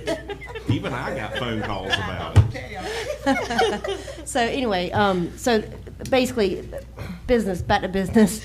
They exceeded the expectations of what. Okay. Yes, ma'am. Yes, All right. Thank you. Got some laughs over that though. Lord, any more discussion before we vote on this approval? All in favor? Aye. All opposed? That's unanimous. And this is the one, this project originally started, for those who keep it up with it. We approved this originally before Hurricane Michael. So it's been a little while getting there, but And thank you, Mr. Dan. Mr. Chairman, keep in mind, I know people say, well, do we really need another gas station in East Point? That's money for our, that's goes to us. That's money in our pocket. That's money for the roads. That's money for all our infrastructure that I keep harping about. So I'm all for this, for sure. All right, go ahead, Ms. Courtney. All right. Next, last, we actually have the plat application for, it's a final plat review to decrease the density of 30 lots located within enclave at St. James Bay subdivision, located at 151 Laughing Gull Lane, St. James Bay. This request was submitted by John Green, agent for MJM Carabel LLC, the applicant. So, So moved. all right, so a motion to approve by Commissioner Sanders, second by Commissioner Lockley. So they're actually decreasing density? Correct. Is what I was gonna ask, Yeah. okay. Oh. All right, any other discussion before we vote? Just one, this is supposed to go down on the density, and it's a good thing for that. And they're not gonna make a townhouse. No, they're gonna make the condos, but gonna make a townhouse. Yes, now. correct. Yep. It's a little bit different. Maybe it'll be a Chick-fil-A. You never know. Didn't mean for you to I do tell that, you Commissioner what, Ward. I tell you what, the day that y'all get a Taco Bell in East Point, that's the day we'll get a Chick-fil-A in St. James Bay. Better watch out, so we might hold you to that, Commissioner. You know what I'm saying. Any other discussion before we vote? All in favor? Aye. All opposed? That's unanimous. The last thing of my report, I received an email and concern about, I just wanted to make a comment about the public comment. Yes. About the S4 Leonard Village Mhm. District. So this is off of my website. At September 20th, 2022 board meeting, the board commissioners voted to repeal the Lanark Village Review Committee to transfer the S4 Lanark District Special District Review to the zoning department. So I did give you guys a copy of the S4 regulations. The only thing that changed was, the Lanark Review Committee. The ordinance has always been in place. If you see on number 10, let me actually pull it up on my website here so that the public can see. On number 10, it says fences shall be subject to the same limitations as are provided herein for the building extensions and shall be no higher than 5 feet and must be no less than 50% permeable to light and air. One of the questions that were brought up was, will this affect fences that were erected prior to the latest update? But I'm not sure what she meant by the latest update because this ordinance has already been in place. I think what they were thinking was when the review committee was demolished that the S4 district ordinance went with it, but that's not the case. So I'll leave it up to my board to guide me on how you want those handled. But I think y'all are doing a fine job of what you're doing, because again, I think that maybe people are misunderstanding. We didn't change our zoning code. No. We just done away with the extra review committee. Correct. And I'll remind the board and the public, part of the reason we did that is because the state has now mandated how long we can actually hold on to a permit before we turn it around and give it back to them. Yes. So with that being said, we didn't want to have somebody that out of our control, which was a review, and Lanark was the only one that had this that I know of. They had an extra review committee that they were looking at first, because that's still, the county can't say, well, that doesn't pertain to us because it's them. So we were trying to get away from all that. Correct. That's one of the reasons we done away with that. Yeah, Mr. Chairman, may I speak on it? Yes. This S4 zoning came in effect before 1998. It was in effect in 1998 when I joined the board. It had not been, a couple of times we reviewed it and made some changes on it. But when we spoke about this in December, if I'm not mistaken, when we said we would do away with the zoning review committee, we said it did not do away with the zoning because we were gonna allow staff Correct. to do that and Correct. that zoning, because what was happening out there, and it's still happening, is that people, people who had been part of the review committee or wanted to be part of the review committee goes around and polices the neighborhood. And then you've got confrontation with people, and you don't need that. So that's the reason why we wanted just the county to take over, then it wouldn't be no neighbor disputes into the middle of it. Yeah. Hopefully. And I think But that's the history of it, Yes. really and truly. And and it's like me, I'm gonna be fair. If you've got one fence, we may talk about it and see what the problem is. But when you've got multiple, then you got a problem. And Courtney, I appreciate you going out there and looking at that, because I don't know how long these fences has been up, because I was out for 4 years. But, all you got to do is, we giving copies of this S4 zoning and what it entails many, many times out there to Lanark Village. So maybe we need to get some more copies of it, and maybe make sure that they're aware of how they can get the information on the county website. In addition, Mr. Chairman, I was trying to listen to pay attention, because I'm hoping that what we discussed recently, a meeting or two ago, about fences outside of the S4 district, Yeah. that wasn't also some major change. Admittedly, the county staff we gotten slack on requesting permits, but the ordinance has always called, for permits. What we were trying to make sure that the public understood that when it comes to home, we're not gonna charge, but we do need you to keep under that 8 feet, that it's an ordinance, and commercial has to be part of a P&Z site plan. So, it was 8 feet, correct? In the ordinance, that's somewhere around there, I think. I think it's 8 feet, yeah. Yeah. In Lanark S4, it's 5 feet. Yeah, Yes. that's the difference. That's the difference. That's the difference Yes. right there. And I just wanted And to you wanna clarify honor that recent discussion, and it came up because of the fence wall, where we want to call it, over in East Point. Basically, we had that discussion, but it's Yeah. nothing new, no big changes, just want to clarify some information for the public. Mr. Chairman, real quick, on the website, and you just pulled it up, Courtney, maybe we need to state, instead of just being generalized, state that, hey, this is the requirement, keep in mind, with the special district zoning, Yes. so that the people that are from Lanark, that may visit the website, can know that there is a difference, that this isn't general to everybody, that this is a special district. So maybe when they go to the website, they know, oh, okay, well, I don't have to have a permit, but wait, yes, I do, because I'm in this S4 Lanark Village District. And I do That way have- they know. Yeah, I do have different news regarding those, but I could combine them to make it easier for them, because there is something on here about the S4 Lanark District. But I will update that one to include, to make sure that they are aware as well. Thank you. Anyone have anything else for Ms. Bankston before we proceed? Actually, I should. Okay, go ahead, sir. All of Lanark, or what is generally thought of as Lanark Village, is not all of us inside that S4.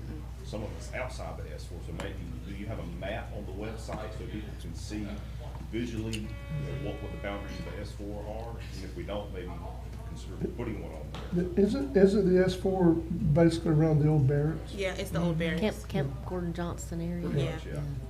From Carlton Street to the I west. can definitely create a map. to- Create a map. We probably need to do that. That's a good idea. Like that. Very good idea. The more we can communicate, the better. Yep. Because there's a tall fence there at Spring Street 98 right there.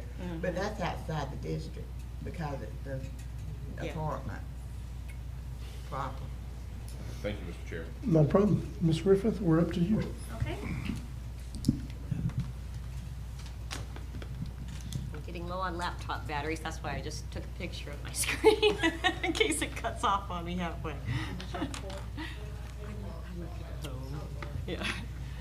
Let's see, now, item number 1, see, board action, the purchase order for the Bruman Park Playground engineered wood fiber surfacing material.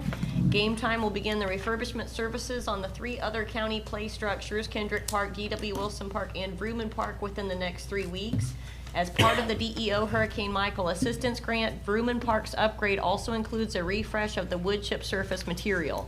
To have the material on site when the installers are here, a purchase order for the material will need to be issued based upon Omnia contract pricing in the amount of $7,129. The material will be spread by the Parks and Recreation Department once the installation is complete. Board action to authorize the chairman to approve the issuance of a purchase order for the attached quote for the Vrooman Park Playground project. Second. Motion to approve by Commissioner Amison, second by Commissioner Ward. Any discussion? All in favor? Aye. All opposed? That's unanimous. Mr. Chairman, I'm sorry. Let me back up. I should have said something. So, when we were looking at doing this playground stuff, I did speak with Aaron. I saw some material that was basically shredded up rubber tire that I thought might be a good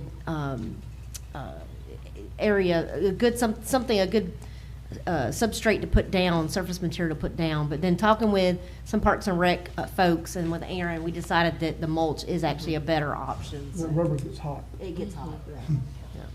Yeah. Yeah, there you go. All right, go ahead, Ms. Aaron.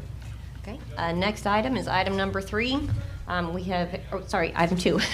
Wilmette Creek Bridge Repair Construction Contract. At the last meeting, the board was informed that FDOT had approved an additional $260,000 to be able to fund the Wilmette Creek Bridge repairs. The construction contract was already awarded for this project at the last meeting. And we have received the attached supplemental agreement from FDOT for the CR67 Wilmette Creek Bridge Repairs Grant through FDOT, and they will need approval of that agreement and then also the approval of the attached resolution. And we do have to get that back to them as soon as possible because apparently they had a funding deadline today. All right. We have motion to approve by Commissioner Sanders, second by Commissioner Amison. We can do that all in one motion? Correct. Okay. Any discussion? Seeing none, all in favor? Aye. All opposed? That's unanimous. Okay, next item is item number 3, the road paving project change order. The attached change order to the existing county road paving contract with Coastline Clearing and Development LLC will repair the intersection of Jefferson Street and Highway 98 in East Point for $23,000. The current condition of the Jefferson Street intersection is similar to the 2nd Street intersection, which was just repaired, resurfaced this last week. This change order will be paid from District 1's paving funds. Board action to approve the attached change order. All right, we have a motion to approve by Commissioner Sanders, Second. second by Commissioner Ward. Any discussion? I will say they did a really good job on 2nd Street. That's been needed to happen for 20 years. I'm glad we finally got to it. All in favor? Aye. All opposed? That's unanimous. Okay, Commissioners, and I do have 3 late add items that were not scheduled, so we will have to call for public comment before a vote is taken. But the next item is actually relative to the 2nd Street intersection repair contract, and that will actually extend the contract substantial completion date to August 25th, 2023, and that will allow for processing of the closeout documentation with Dewberry Engineers. Okay. And do we need to call for public comment? Does anyone want you to comment on this publicly in the room? This is something we have added to the agenda. Is there anyone on Zoom, sir? Anyone on Zoom like to comment on this particular item? The chairman has called for public comments. No hands raised, Mr. Chairman. Okay. Pleasure of the board. So moved. Second. We have a motion to approve by Commissioner Ward, second by Commissioner Sanders. Any discussion before we vote? All in favor? Aye. All opposed? That's unanimous. Okay, next item, we do have a request to issue some annual checks. Apparently the teams, they were delayed due to the rain. So we do have requesting board action to issue 5, possibly 6 manual checks contingent upon another team win tonight.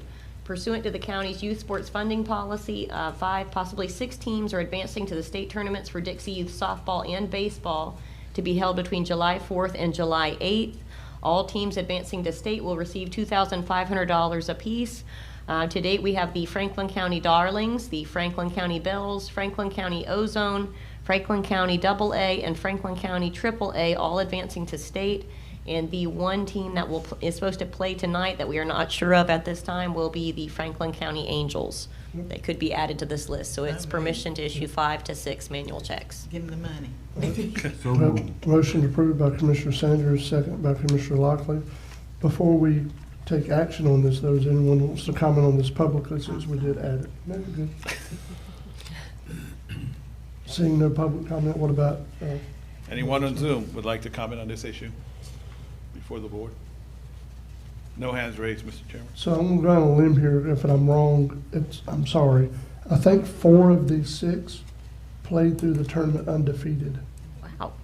Wow. So most of these tournaments, when you get to districts, you can win 1 game and still be in the tournament, or lose 1 game and still be in the tournament. You're in the losers bracket. Yeah. But then when you get to the final game, if you're in the losers bracket, you have to beat the person twice to advance.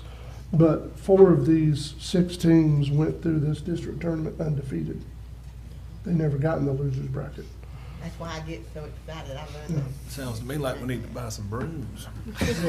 Sweep them out of here, baby. Somebody got swept. Any further discussion before we vote? All in favor? Aye. All opposed? That's unanimous. Okay, and we have one more late add item. We just received notice that the county's CDBG grant award agreement is on the way. This program has unfortunately been stalled for the past few months, and the county has not been able to move forward beyond simply reviewing applications and approving applicants until this agreement is fully executed. To expedite this program, we are requesting board approval to sign the agreement as soon as it is received, as we believe it will be received sometime before your next meeting. Okay.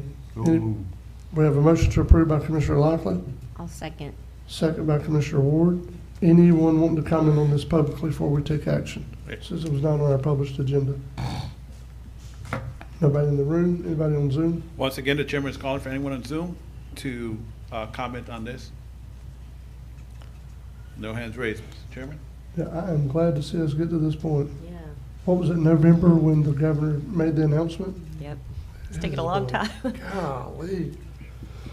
All right. All in favor? Aye. All opposed? That's unanimous.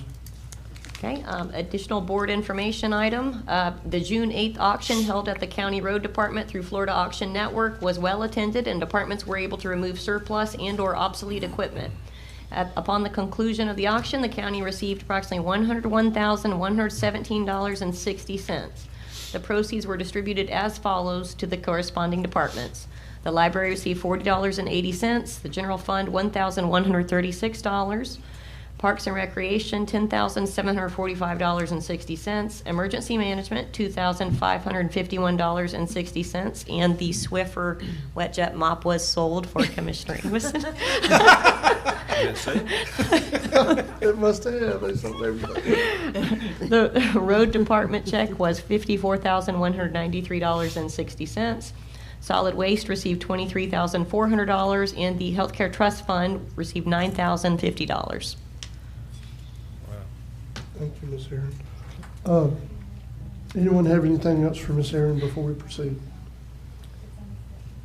So now this discussion, I want to discuss something. This discussion kind of falls in between you, Ms. Aaron, Mr. Morone, and Mr. Schuler.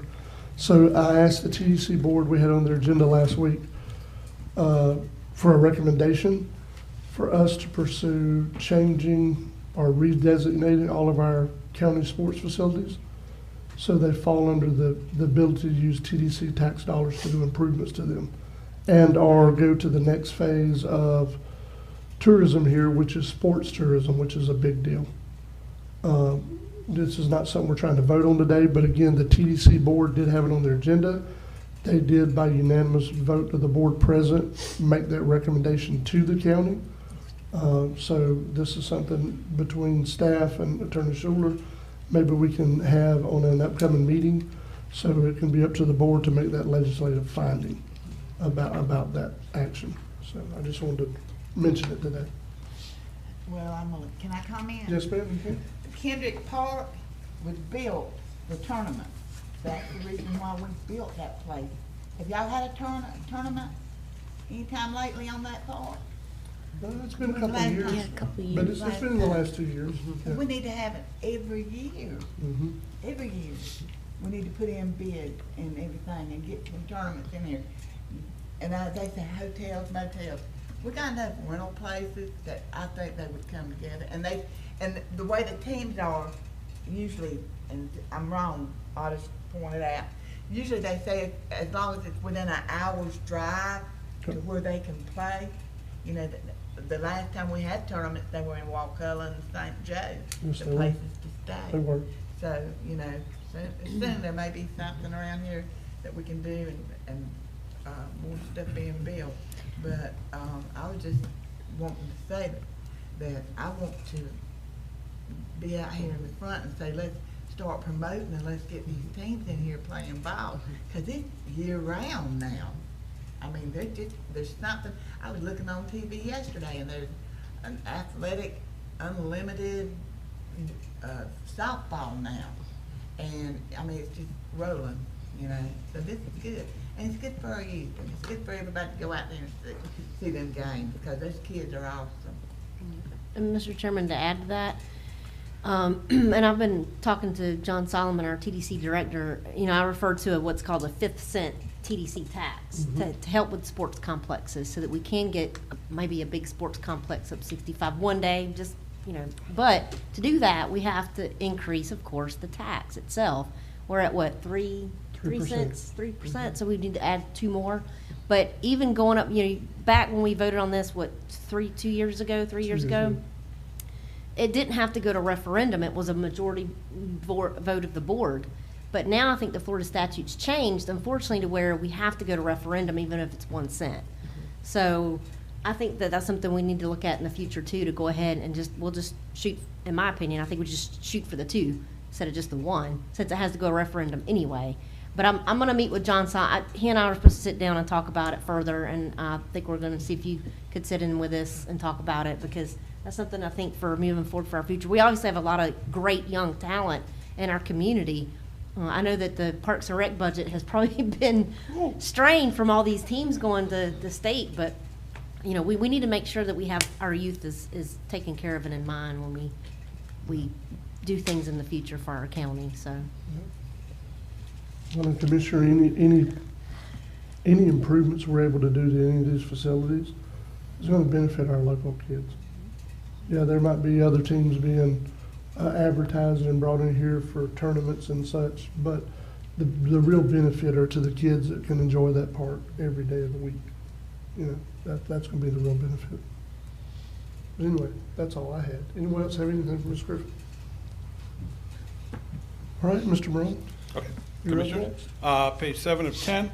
So rather than read items 1 and 2, I'll let you know that I got a call from a commissioner yesterday evening saying that one of the people referred to in this item, well, in these items, is not comfortable with this particular situation. So I would prefer that the board just either take no action or table this, and as we move forward.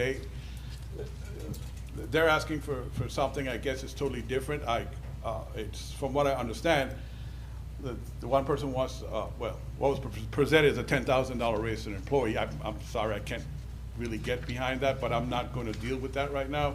Basically, what I'm in front of you, I'm just saying, I'll table those 2 items and we could move on and discuss it maybe closer to budget, perhaps, I don't know. But it's up to you guys. Mr. Chairman, can I make a motion? You Okay, I'm gonna make a motion that we by his recommendation, that we table these 2 items. And really and truly, I feel more comfortable talking about it at budget. Okay. Too, because $10,000 raise, we got a lot of people out here.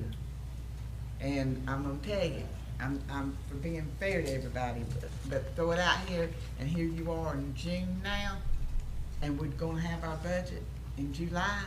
So I'll make a motion that we defer these until the budget workshop. So your motion is to table the first 2 items? Yes, sir. Okay, just make sure I'm right. And to table them and defer them to The budget? Budget discussions. budget. Okay.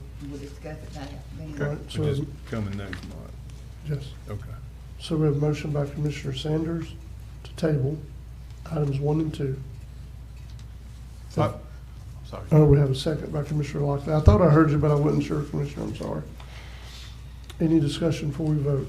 Yeah, Mr. Chairman, just real Yes. quick, pertaining to these items, I would like to sit down with you, the people that are in this, these items, and potentially Steve and maybe Aaron, to discuss a little further. Okay. Before budget. Yes. So that I can kind of understand it a little better. I think we all would. Yes. That's And what I was about to say. Might as well go ahead and just schedule everybody, Workshop. she gets 10 to 11, I'll show up at what? Yeah. Yeah. We'll do it individually and then have a workshop. Yeah. And- Yeah. But let me clarify something for the board and outside of the people. So we know we're getting complaints sometimes of people not being able to reach the zoning administrator because, as Commissioner Sanders said today, the zoning administrator was out acting as your complaint officer also, checking, so my intent was to try and reduce those complaints by having more people do zoning. So I'll say this to you, when we have these discussions, if I'm not gonna push too hard for something that somebody doesn't want, so I'll have a plan B that will not involve the building department at all. And so there will be no raises required for the building department outside of your year 3 and year 4 that you're gonna give countywide for everybody. This was about increasing their responsibility, so increasing their money. The county has, and something that the chairman and I have gone over, him and I have discussions about this, the county does not have an annual review policy in place. So you don't give raises for what is considered to be doing a good job outside of how you are dealing with your county as a whole. And that's an issue that the chairman said to me, as soon as we catch up with this $15 policy, that's the next thing we have to work on. Because I think it's unfair to try to give one individual a substantial raise and you have a bunch of other county employees that work just as hard, or if not harder. So you guys have to not, I realize it's the building's official job to look at his department. It's the county's commission's job to look at your entire workforce and make sure you treat everybody fairly and justly, if I could use that word. It's something we have to look at, across the board, how it affects everyone, I mean, so, and not to beat a dead horse. So your EOC director was just in here, this morning, talking about the job that they do. When you moved her from her employee status to department head, you only gave her a $14,000 raise to do that. She's been here since 2013. So the request that you got from the building official was to move somebody $10,000 that's only been here a little over 3 years. As a matter of fact, they want it retroactive to 2022, which would make it a $10,000 raise for a 2-year employee. Again, I understand what he's doing, but it's your responsibility to look out for all your employees and treat everybody fairly. That's my whole point about that. We have to develop that policy that allows for people that go above and beyond, that's recognized by their department head, for you guys to okay individual raises for those people. The best way to do that, as the chairman and I have had round and round discussions, is with an annual performance review. That's the best way to do that. I think that's great. And we I don't agree with have that. one in place, so without that being in place, and this just doesn't apply to the building department, this applies to all your county workers. I mean, I don't think you should pick any one employee and with that type of raise without having a policy in place. I'm sorry, that's just the way, that's good administration, good HR. That's just the way you do things. I got a comment, Mr. Chairman, on that. Yeah, but the circumstances are different with certain things. That when you ask somebody to take over a role per se, and they accumulate more responsibility, and they're waiting on getting a certification, and certifications I'm starting to learn are kind of general. I mean, you can sit there and take a 4-hour class on something and it's just passed, or you can spend months in a class and it's pass or fail. you know, I don't consider those to be equal certifications. But whenever, and my issue is when you ask someone, like say for instance in this particular situation that we're discussing, someone leaves that's certified, and then you bring in someone in that's going to become certified, and shortly thereafter they are, but they're leaving, let's just say for a broad number, leaving a $44,000 a year job. That's what the prior person, now you're asking this other person to come in and assume all those responsibilities for, you know, $15,000, $16,000 less. Now, I mean, if you would have had to replace that person and advertise it, what would that have cost the county then in the salary? What would that position started out as? I agree, but I think the person that left was making the 40. I think she was. I kind of looked at. I think the reason she left actually was because of the salary was lower than she felt. I think to be honest with you, she left because raises was given out in October and then turned around and certain other people got raises in November. I know why she left because I went and asked. Yeah. But what I'm getting at is that also, I mean, I'm you know, I've said this time and time again, I'm all about rewarding somebody that's performing. But the way I'm kind of looking at it is so we're gonna ask everybody that works in a department to take on more responsibility for less money than the person prior that was performing that job left. I believe Commissioner Lockley made this comment going back to Mr. Mosteller that was doing the airport managing for free when we turned around and paid that dude out of Thomasville an astronomical salary, but then here he comes back, and I believe it was you, and I wasn't here at the time, that said, why are we asking him to do something for free that we was paying somebody else this huge salary? Really, in reality, that's what we're doing here, is the way I feel, is we're asking somebody else to come in and assume a bigger role within that department, but we don't want to compensate them adequately. But let me ask you this, if per se that person left, what would it cost you to replace that person? I mean, you know what I'm saying? Yeah. I mean, that's something we need to take into consideration. Yeah. And I concur with Commissioner Amos, and I'm glad you brought that up, because I actually had that written down. But, Okay. but I'm glad we're tabling it, because again, these are all good Yeah, questions. this is all stuff I had written discussion, yes, down. for down the road. But I'm sorry. even more of a reason why we need to discuss it before we just, and that's why I told you yesterday, I don't want to just do something and make a motion and it get voted on, and then have to come back and change it later on. I want to really put some thought into any decision that I make. I want to make sure that I've thought through it, me personally, and I'm sure the other commissioners will confirm, say the same thing, instead of just doing it and then it coming back to, excuse my terminology, but bite us in the butt. Yes, Later on. and I agree with both of you, and as consideration of what you were saying, Commissioner, remember that person that was here, and if I'm wrong, making that money, how many years were they here? Well, I thought about that too. That's why I'm saying, I'm just, And, you do a great job of painting a picture. Yeah. But you're using your paintbrush. So Oh, I'm yeah. gonna use my paintbrush Yeah, and kind of play devil's advocate, but but that's just stuff that the other commissioners, the only chance I got to talk to y'all, so I just want Yeah. to throw that out there. There's other ways of looking at this. There's always just one general way of looking at it. We gotta look at it collectively from different points, that's so.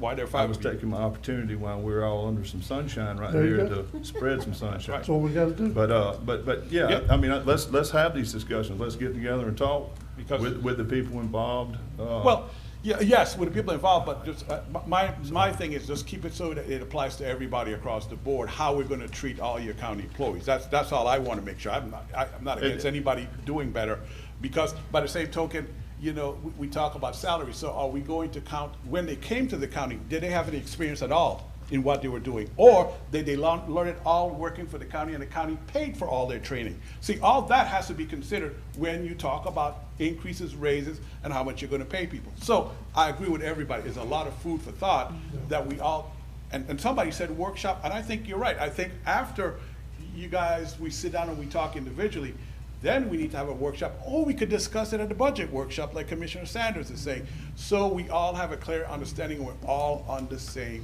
page. That's what counts. But Commissioner, understand, my only concern is whatever we do, is it fair to all the county employees? Because I have to, don't take this the wrong way. I have to look at your other department heads in the face and answer questions for them. Well, why did the board do this? They won't come to you guys. They're gonna come to me and say, well. Oh, no, they'll come to us. Yeah. They'll come to us. Well, good. And that's So, exactly what I that- said. I said, you know, I said, I see their side, but I also see everybody else's side, because if we, like, you say, okay, here you go, 10 grand, then you're gonna have the road department, you have Parks and Rec, who work equally as hard for our community. Yep. Then, and that's, you're right, it's not fair. It's a precarious situation, and that's why, again, why I'm glad we're tabling it. We could be beating a dead horse, is because, yes, all these questions are good, they're valid. I had written the same things down that Commissioner Amison said, so I'm glad he brought them up.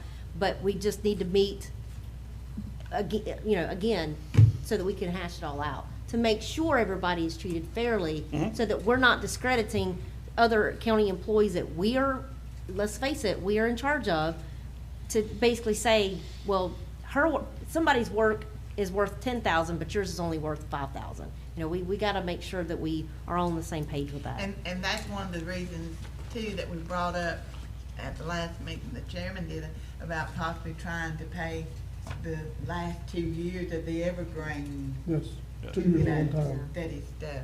So, you know, we got a lot of things to work with, and I think it's all in there together. We just need to sit down and sort it out. And once the board sorts it out with our staff, then we need to kind of have a workshop and just tell them where we're going and how it's done. Because one of the things that is the hardest thing to do is you sit there in July and make the budget up. And everybody knows got contingencies and stuff. Okay, the budget comes into effect October 1, and no later than December 1, here they come, well, we got to adjust this over here, we got to adjust this person's salary, we got to do this. When we need to be doing it all at the same time. Yep. You know what I mean? And then there won't be no mixed communication, because you've got some of the staff saying, or some of the employees saying, you know, I worked just as hard as so-and-so did, and y'all gave them a $5,000 increase. I worked that hard too. Why aren't y'all giving me a $5,000 increase? So it puts this board where we don't need to be at, you know, in the middle. And that's for the staff. You know, our power up here is to, the majority of it is to delegate, you know? And that's what your department heads are for. And I was tongue in cheek. I know the employees call you guys. I was kidding. I mean, come on. I hear from you when they call you guys. So I mean, I know. It's just saying that. You hear from us when they call us. Trust me, I do. I was just kidding. Mr. Chairman, I just want to add one more thing. Now, being that said, 10,000, I'm throwing these numbers out there, but the problem in this particular situation too, I think why that was 10,000 versus 5 or whatever, is because this person was due a raise in August of last year and has not gotten it. Now, I don't know if that's evergreen or what, but you know, that's something we need to look at too. If we've got employees that are due a raise, they need to get it. Yeah. I mean, and I think that's where a lot of this came into play too, is it's not just 10,000, it's the 5 or whatever for certification in addition to what she's really kind of already owed, in my opinion. Yes. Okay. I heard what you're saying. The raise that was referred to, as far as I knew, was based on the certification. The county, and that's another thing to discuss, that you guys say at the meeting. So in the past, you've paid a certain amount, $2,500 for any employee that got certification. So Austin and Kelvin, I think they were the last ones that got that when they got the landfill. They got certified to manage the landfill. So, just out of curiosity, what kind of certification was that?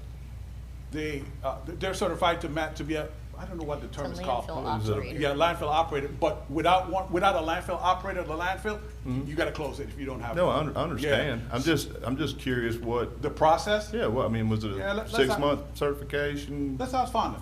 Yeah, 2-hour video chat, what? Yeah, okay, No, I mean, I would video just chat. like that because you're gonna compare apples to apples Yes. or apples to oranges. That's gonna be hard. And No. that's something we need to have a discussion about. Yeah, how do you Because like I've said numerous times, I'm all about rewarding anybody that works, even going back when we had the holiday issue with the landfill, you know? Yes. I mean, I'm all for paying somebody overtime, whatever they're worth. I'm for it. Yes. But the hard fact is is that not everybody can do everything. I mean, you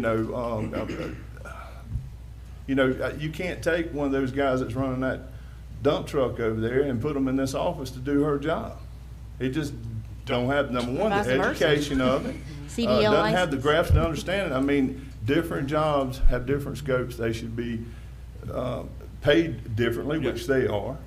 But if somebody's sitting there angry because this person, is taking on almost as much responsibility as their director of their department, then they should be compensated for that. As such. Because I can guarantee you, on the business side of that, the money side of it, if that person walked out and we had to rehire and advertise that, we would be paying probably more on the salary end starting out, if we get that person that's already got. you get somebody certified already, Exactly. yes. Yep. But not just that, then you're gonna ask somebody else to step up and take that role again, and look at how far it's gonna put you behind, because they don't have the experience, they don't have this, and I'm not saying anybody said that, I'm just, I'm always one that's looking, 3 steps forward, or try to. But I'm perfectly fine with telling somebody, hey, that person right there, well, why didn't I get a raise? Well, that's not in your scope. I mean, everybody's got different jobs to tend to. Now, I'm not saying I don't like to reward everyone that works hard, but I'm not gonna sit here and give every swinging Joe or Jane, I'm sorry, it's a different world we live in, but, across the board, 2,500, because personally, I think we touched on it. I'm more of a performance kind of guy. Yes. Because you can bet at my place of business, if you ain't doing the job, number one, you're probably gonna hit the road, but you're not getting a raise. Yeah. And then I have other guys that's going to outperform, and I'm gonna reward them correctly, and that's just the way it goes. And so- That's life. And I'm starting to learn this, and I'm not used to it, and forgive me, and as a lot of people are not used to it, but government seems to want to do everything for everybody equally. And what's happened is we've got a reward process, that we reward for less than stellar performance. And that's the way I feel about it. I'm Yes. gonna quit. No, this is good, Commissioner, because what we also need to do, so that this is not a repeat thing, is that when we sit down, we have this workshop and we come up with some kind of plan, if somebody wants to get certified, they know ahead of time, once you get certified, this is what you're gonna get. If you do this job, this is what you're gonna get. Right. So all that needs to be fixed. I mean, we had Evergreen. What Evergreen fixes the $15, hour thing with the compression factor. So I think to some degree, well, let me just put it this way. Anyway, but we need to do more. We need to do more to so that our employees understand exactly what they're in for. So if an employee goes and invests 2 months, Commissioner, into training and trying to learn what it is to get this certification and how it applies to their job, they all understand this is what I'm going to get from it, not that I'm going to get a raise. You see what I'm saying? The clearer we are, the better it's going to be for all of us, the board, the employees, because then they feel that they're part of it. What I mean? There's a buy-in on there, and that's what we need for them to understand. And then I think it'll be less questions about what Commissioner Amison is saying. Well, that's not fair that you gave, but you don't understand what this employee do, what it took to get this certification that this employee has, and what it's worth to the county. All that needs to be discussed and be part of an overall discussion for everybody. So we have work to do. Yeah, I'm sorry. Well, let me ask you though, is he billing a department? Say again? Is he billing a department? Is he billing up a department? It's coming out of the departments. I know where the money coming from. But is he billing up a department? Like in terms of staff? Right now you got him, you got he go out an inspector, and really nobody, what he trying to do, build a department up? I'm not sure, Commissioner. To answer your question, that's a question that, we probably need to ask Steve directly, Because everywhere else they got departments like that for the building department. I mean, you got with the staff and everything. But right now, well, what I'm seeing is this gonna be a second in command person or third in command? Oh, so create like a structure. It probably needs to be very honest with you. Yes, so you have so you have your department head. Let me just speak in general. There should be an assistant that has specific responsibilities as the assistant to the department head. Yes, so that needs to probably happen too and be part of the discussion. I'm sorry. And let me go back, because I heard Commissioner Lockley say something and I need to clarify something. I'll go double check, but I don't believe the floodplain management, which was a certification, and the community rating system, I don't think they're truly building department functions. I'll have to go check, because since they're a fee department, we're really only supposed to be paying building department functions out of those fees. Right. So that funding might have to come from ad valorem to make up whatever you guys decide to pay. And I know that's an internal matter, but I wanted to make sure you guys are clear on that, because I've heard that, well, the building department has money because we had a building spurt. Yeah, but again, I want you guys to be clear and understand all the facts, and that's the importance of having these discussions. Well, did we ever vote on this table? I doubt it. We're discussing this. I doubt it. I didn't think we did, but I just you know thought what? I'd ask. It probably would be easier if I just read it and you guys tabled it, to be honest with you. You had a motion We by tried. Commissioner Sanders, Yes. a second with comment by See? Commissioner Ward. Yes. Darren was thinking I'd get you all out by 12. It's all good. I will say this, though, before we do vote. So yes, all this is a very good conversation. We need to know what direction we're collectively going in. But to go along with what you just said, Mr. Morone, so if this building department actually having funds to fund itself is a pretty new deal. Yes. Because of actions this board took. Yes. So if there ever gets to a point where we're starting to have such a surplus of funds that it's a problem to find somewhere to spend it, then maybe we need to cut back on some of those fees, even if it's incrementally. Not cutting our nose off to spite our face, because there was a time when I first got on the board, we were actually paying the building department out of ad valorem tax dollars. Yes. It was paying the people that are working in the department was coming out of everybody's tax dollars. Currently, it is not. It is, but if we get to a point where we got, hundreds of thousands of dollars in surplus, then maybe we need to look at trimming them back a little bit. Just more food for thought. Yeah, more food for thought. Yes. Okay. All in favor? Aye. All opposed? Those are tabled. There we go. Both. Okay, item 3. We received the following information, a request from Sophia Whaley, Northwest Florida Health Network. It's about the, the transportation, the behavioral health transportation plan. Every 3 years, I'm just gonna summarize, I gotta talk quickly. Every 3 years, Florida statute says we have to review the plan, they have to have a meeting, they had their meeting. I was not able to attend. I'm not sure if the clerk attended or not. I have to double check with the clerk. But anyway, both plans were attached to your report for your review. I have not submitted the plans to Attorney Schuler for his review yet, because I wanted to get some direction from you.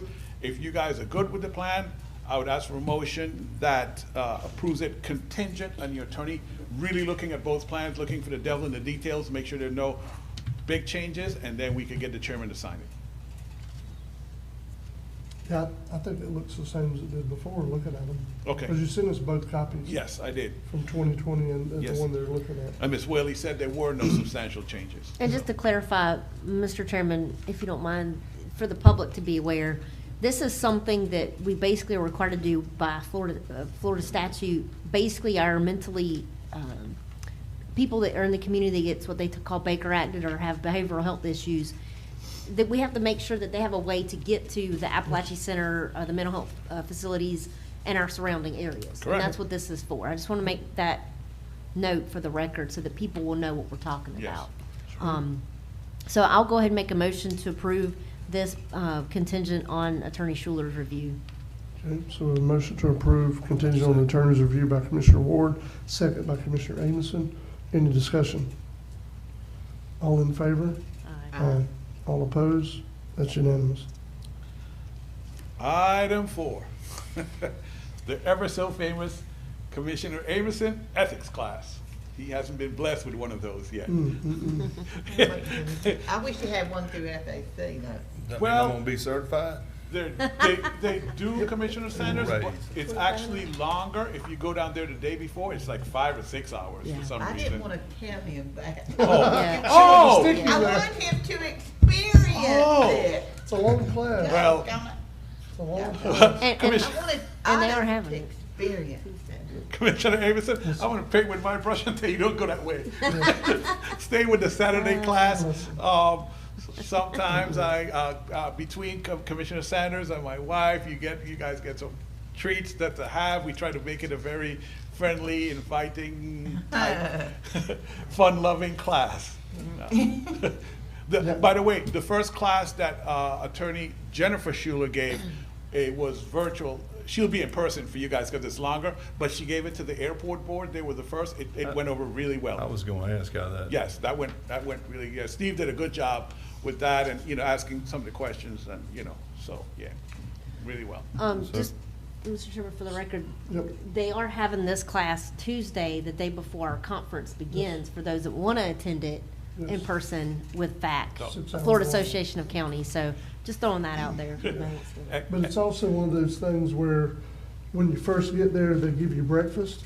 You start the class, and then before the class is over, they bring you lunch, and they keep on going. Yeah. It's one of those kind of classes. So you getting 3 meals in that class? You get 2 of them, that's how long you're there. That's what I was getting at. That saying of 3 meals on a cot, well, anyways. You don't get a cot to sleep in. You might fall asleep at your desk. So any Saturday is good for me, Mr. Brown. Okay, so just for you guys to look at your schedules, get back to me by the next meeting if it's, you prefer July, you prefer August, and which Saturday is bad. If you guys tell me which ones you can attend, I can narrow it down for you guys.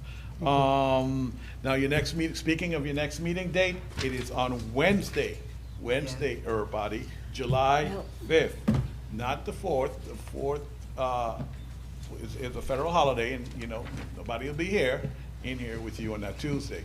So it's important for the public to know that, Mr. Royce Ralstead to know that, Attorney Schuler, Mrs. Jessica Gay, Aaron Griffith, everybody knows it's Wednesday. I don't think they're going to be here much. July 5th. No, but I would be the one to be standing here and say, where's everybody? So yeah, all dressed up and party, nobody attends. But yes, that's our next meeting. There are no workshops scheduled for that.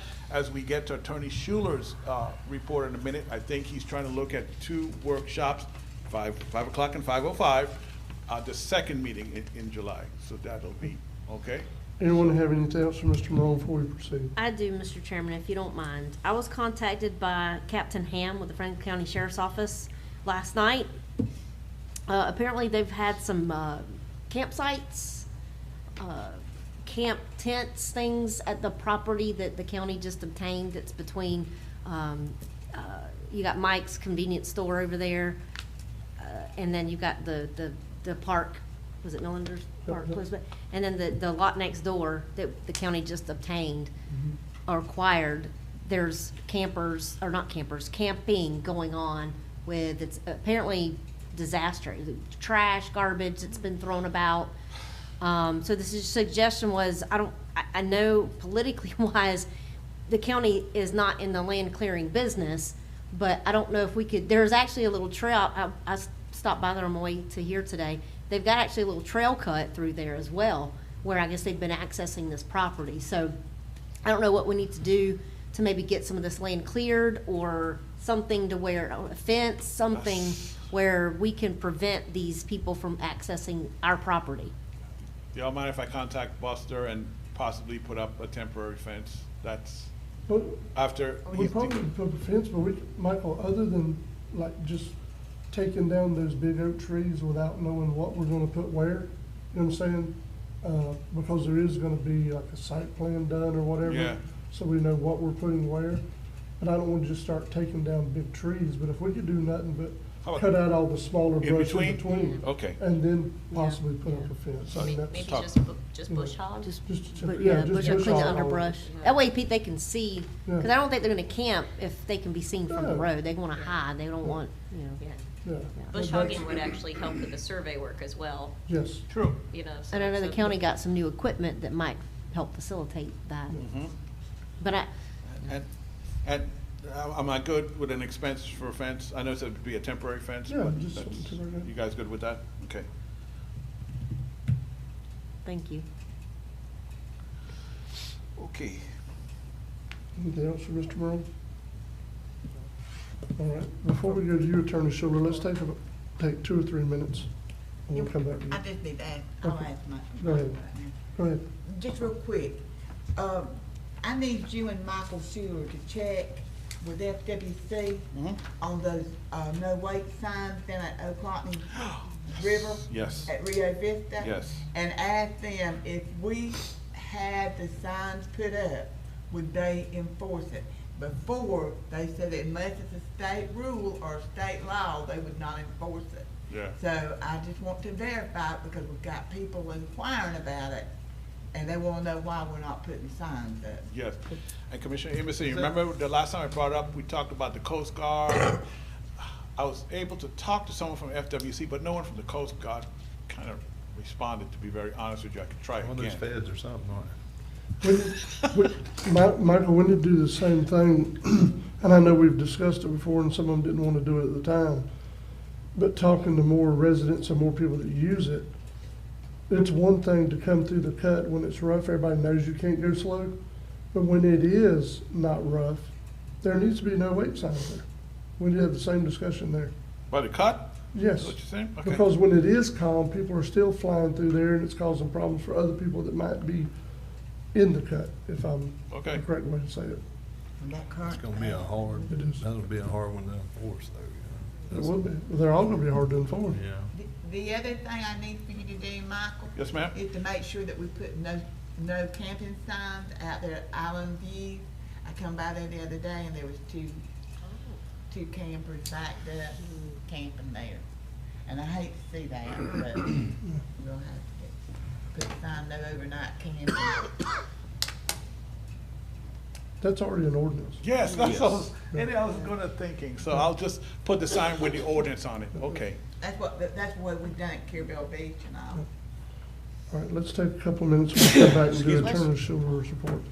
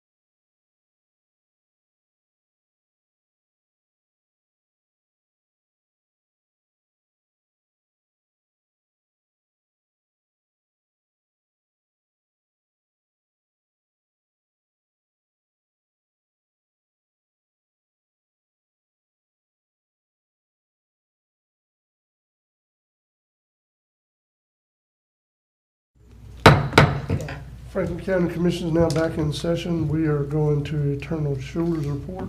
Mr. Chairman, Commissioners, the first action item I have for your consideration is an add-on that was approved by the board at the beginning of the meeting.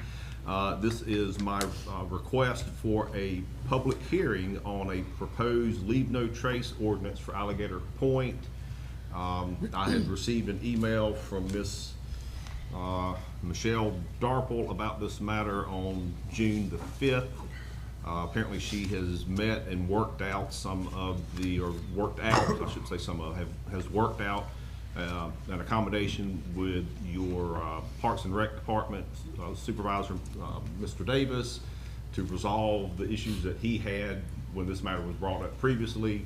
So she's requested that this matter be brought back up for a public hearing, and that was not included on my original report and was added on today. So you would have to call for public comment as the board takes this matter into consideration. Okay, is there anyone in the room that would like to comment on this publicly before we proceed?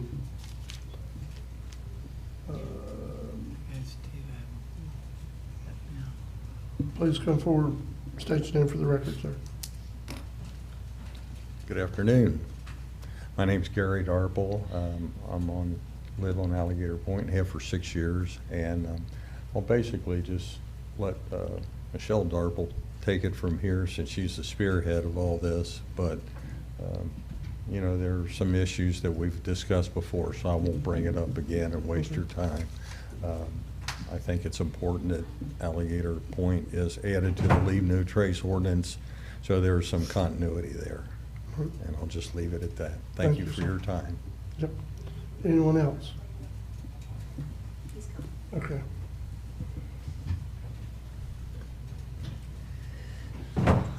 Anybody on Zoom that wishes to comment on this before we proceed? Okay, I have two hands raised, Commissioner. I'll go to Ms.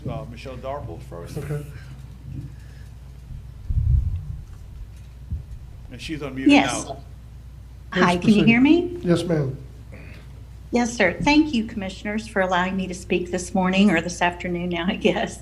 I'm basically here to answer any questions that you may have. I think he summed it up correctly. Mr. Davis was kind enough and has been extraordinary to work with. He came to Alligator Point and we met and came up with a solution to help support us in our efforts to keep our beaches compliant with the Leave No Trace ordinance with minimal effort from the county. And he and his entire team have been just extraordinary. I can't say enough kind things and good things about them. So I'm basically here to answer any questions you may have and hopefully put this through today.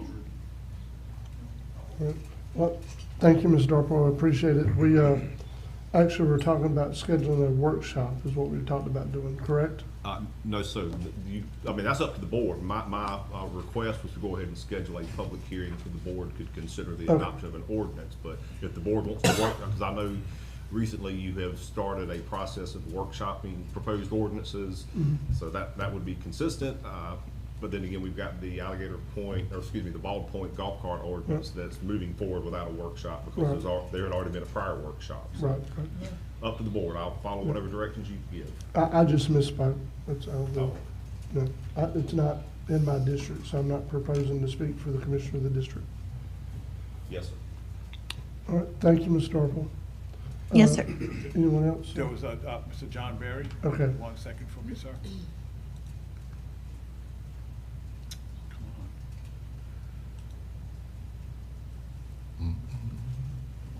He's unmuted now, sir.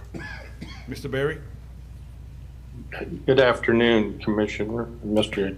Chairman. Good afternoon. The only question I have is on the leave no trace. You have parcels of land that are private property and you have parcels of land that are public property. How does that apply? Does that apply to across the board? Mr. Chairman, can I respond? Please. Hey, Mr. Berry, this is Michael Schuler. The Leave No Trace ordinance only applies to the public beaches. The board has never applied Leave No Trace to a private beach, simply because, I mean, we don't have the authority to go trespass on private property.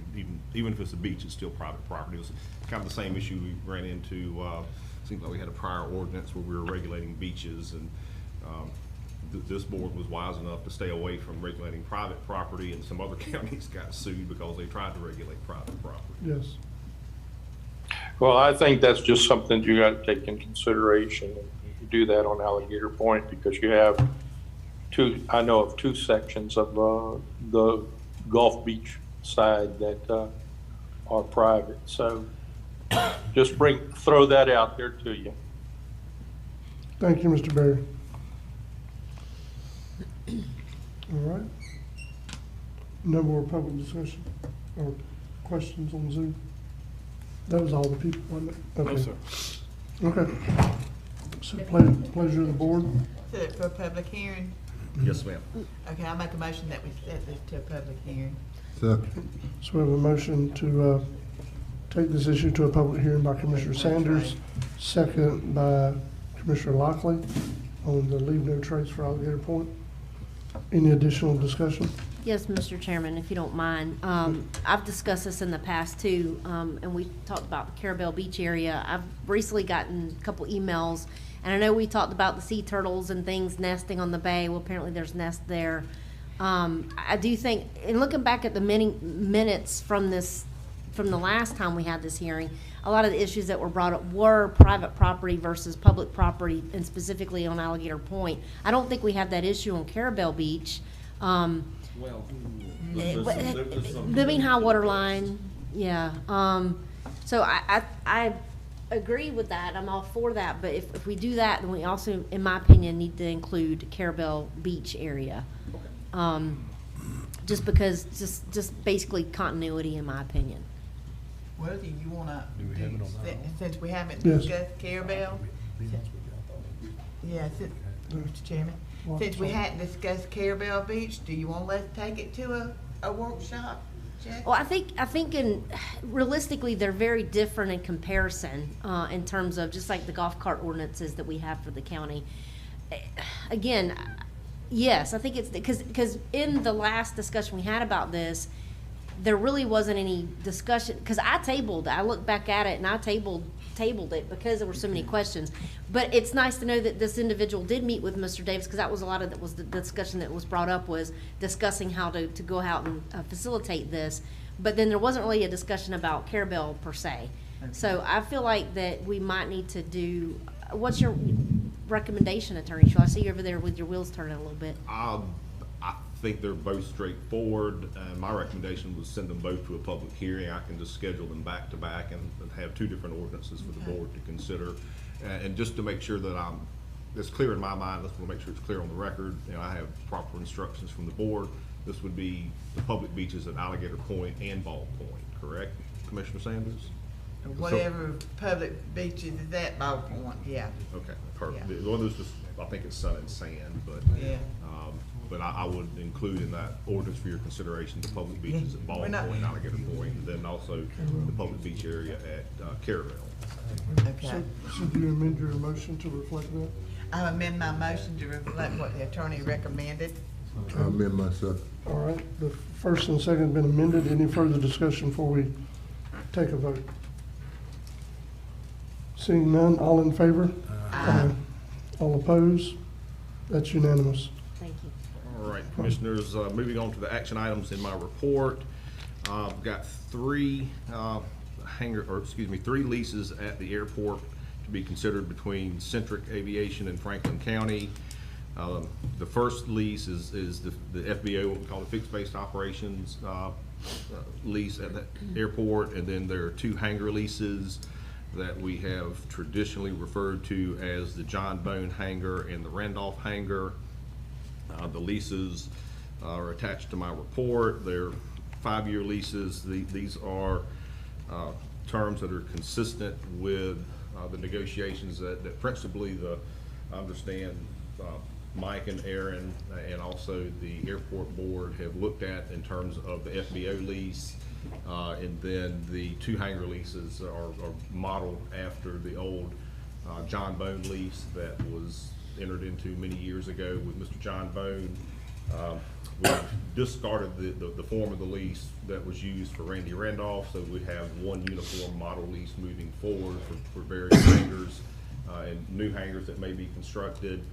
They're 5-year leases, and I've met with Mike, Aaron, Tara, and Andrew from Centric last week to make sure that everybody was on the same page with the lease terms, and everyone was in agreement. The one issue that Aaron and myself and Mr. Mosteller were discussing during the break involves the Randy Randolph hangar.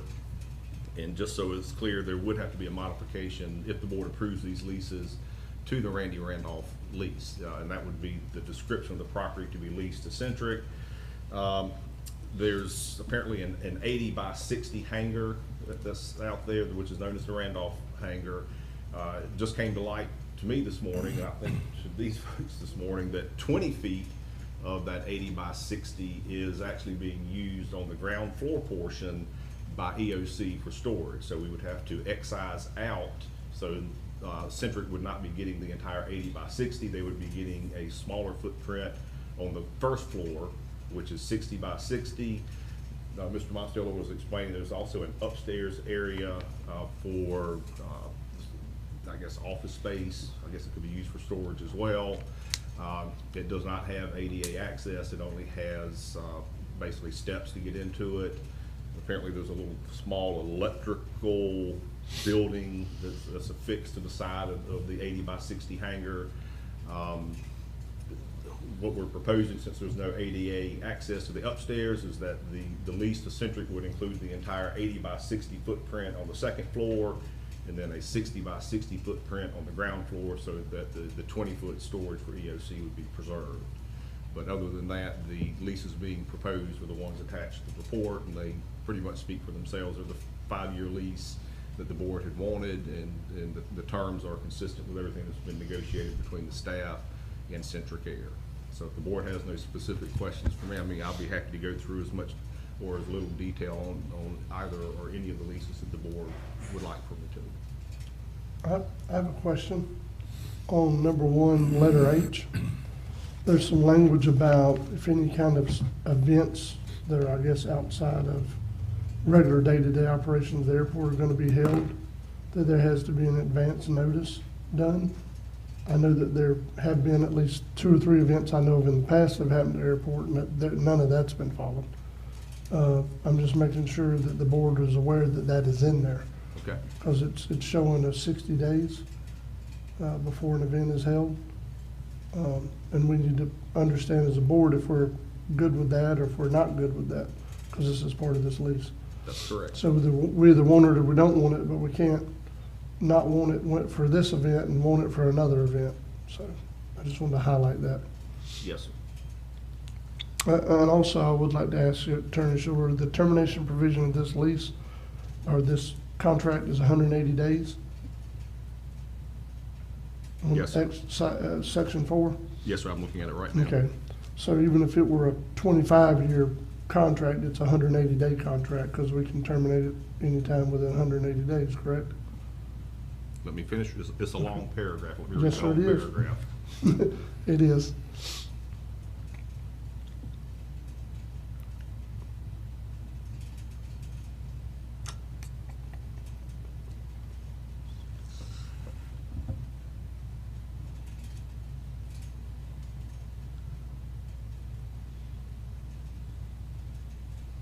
No, so that's not what it says. It says 180 days notice subject to the occurrence of any of the 3 events that follow below. So if there's a lease violation, then we send the notice that says, hey, you're violating the lease, and it's not corrected within, or if it is corrected within the 90-day period, then we would not be able to terminate the lease.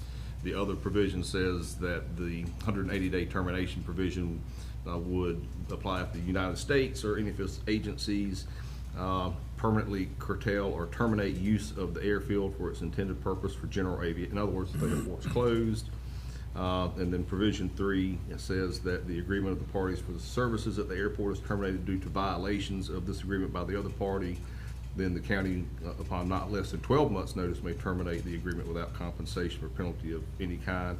Essentially, if if the FAA approves privatization or sale of the airport, or the FAA approves the permanent closure of the airport. So this contract does not have a termination for convenience provision. Okay. That's fine, and I'm fine with that. I just want to make sure the board was at least aware of it. Sure. And that was discussed, I believe, during the meeting that actually the five of us had.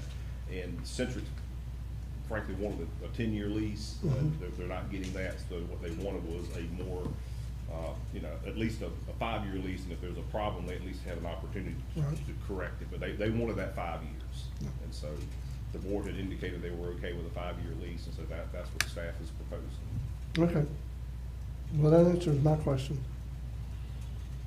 Not that I was opposed to any of that, I just wanted to make sure we had a discussion about it today. Yes. Any other questions, commissioners? And if there are no questions, the board action on this matter, since it involves the two same entities, even though it's 3 different leases, I think the board, whatever action you're going to take, you can take in one motion. Okay. Pleasure of the board. So moved. Second. All right, we have a motion to approve by Commissioner Amison, second by Commissioner Lockley. Any other discussion? I'm glad we're getting this behind us. Could move up to some other stuff. All in favor? All opposed? That is unanimous. All right, Commissioners, the second action item is for board discussion and potential comment on the draft golf cart ordinance that I have attached to the report for Bald Point. And this also includes a notice of the public hearing, which will occur July 18th, 2023, beginning at 5 p.m. Eastern Time. Then the workshop, just in the information items, a workshop on a possible golf cart ordinance for Lanark Village would begin that same day, July 18th, beginning at 5:05 p.m. The way I've written the notices up, it says basically 5:05 or as soon as we can get to it. But what I didn't want to do is if for some reason the Bald Point ordinance went quickly and then I just said, 5:30, then we're stuck sitting here till 5:30. Yep. So I've set it up so you can seamlessly move from one to the other. That's good. But for the most part, the draft ordinance for Bald Point, it just mirrors the one that you've adopted recently for Alligator Point and Alligator Drive. The difference, of course, being the description. It includes Bald Point Road and all the subdivisions that can connect to Bald Point Road. Can I ask? Yep. Okay, can I say something? Yes, I ma'am. looked around Lanark yesterday, I was out that way in that big storm. But most of the streets down at Lanark are 20 miles an hour. So that's a good thing. So what we'll do is we'll put the 30 up there, but whatever, I mean, it's not gonna be like we're gonna jack the speed up to 30 because it's 20, right? Correct. That would be consistent with what we did with the side streets in Alligator Drive. I just wanna make sure. Those speed limits on the side streets was basically less than 30, and the board left those at whatever they were. Yeah. That's what they remained. But you didn't have to change the speed limit on Alligator Drive. Yeah. Because it was already at 45 miles an hour and then 35. The only street that I know that you may have to look at lowering it is maybe Oak Street. Oak Street that you may have to. And all, but other than that, I'm ready to go ahead and get these golf carts and stuff in place and let's go, you know? Attorney Schuler, does it have anything in it about 98 at all? Since 98 does go through Lanark? Or, No, I haven't drafted the ordinance yet Okay. for Lanark Village, but Yep. I believe in the notice, I did put a description of the area proposed for the workshop, which would be north of 98, beginning in Alabama, going to Putnell, and then north. I think it's called Kentucky, isn't it? The most northernmost road. Did I get that right? I was worried I didn't get it right, but okay. Alabama goes into Kentucky. yeah. Okay, that's good. I just know that, looking at different ordinances, you can restrict even the LSVs on particular streets. I don't think you can take them off every street, but being that Highway 98 is a federal highway and a US highway, you know what I mean? I definitely don't think there needs to be anything adding golf carts to that road. Oh, absolutely. It's very much patterned after the golf cart ordinance in East Point, which allows, Highway 98 is the southern boundary, and you're not allowed to, there's no designated crossings for 98, and certainly no allowable uses for golf carts on 98. And that's what I told Attorney Schuler I wanted, with something drafted sort of like East Point, so there's no, you're not asking them to come across 98 to the south, in other words. Okay. And the board does not have to take any action by motion on item number 2. I just want to bring it up for discussion in case there were some directions that the board wanted to give to me, and if there are none, beyond what Commissioner Sanders has said, that concludes my report. Okay, so you don't need a motion and vote on that to schedule that? Okay. No, the board has already authorized the public hearing for Ball Point, but all you authorized for Lanark was a workshop. Right, okay. All right, before we finish, I just want to bring up, just because I continually get asked, and it's a little bit more complicated than some people want to let on. So at some point, we're going to have to address golf carts on St. George Island. Here's the issue we're going to have. And I want to state it very clearly so people understand what we're looking at, because again, all these places are different. With the inclusion of LSVs, low-speed vehicles, by the state of Florida, I've had residents say, well, why don't y'all just change the speed limit to 36 miles an hour? Because 35, they can't do it. But reading the statute even further and more clearly, there's also provision in the statute, which the state has already preempted us on, that allows, if the speed limit is posted 45 or slower, they can go up to 1.5 miles down that road. So that would become something unenforceable. Who's going to be there at the sheriff's department to see when I get on the road to make sure I didn't go further than 1.5 miles down the road before I got off of it? So that would potentially put us changing speed limits on St. George Island to 46 miles an hour to try to do away with golf carts. And I've been trying for 6 years to slow down the speeding. So it's kind of my thing is, and we can discuss it, and we will at some point, the residents, they need to take it to the state because they preempted us in all this. It's completely different. Now, the thing that does fall to us is if our ordinance says they can only rent out 5, we got to find a way to either modify that ordinance or start enforcing it. That's something that falls to us. And that's something I'm gonna need help from the rest of this board and staff and the attorney to do. I can't do it by myself. But we can't just live and let live, because this is getting a lot worse in these areas. That we are not talking about, people say, well, why do you have different ordinances? This is one of the reasons why. St. George Island is completely different from every other area we've talked about with golf carts. But I just wanted to bring that up before we finish today. Not really looking for direction, but at some point we would be discussing it, and we might even have a workshop on it so people can come and address the board and we can kind of hash out what's actually doable. Because again, the issue we're facing, and some other of these areas might start facing the same issue, is when they start getting LSVs, or vehicles that are registered with the state, they have a tag, they have wipers, they have headlights, they have seat belts, they have all the safety issues. They can be on any road that's 35 or less all day long, doesn't matter where it's at, unless it's preempted by an ordinance. Now, you still could do, for instance, if you were doing the same thing in East Point, you still could restrict Highway 98. But the way I read the statute, and Attorney Schuler, that might be something to be ready to discuss when we do have a workshop.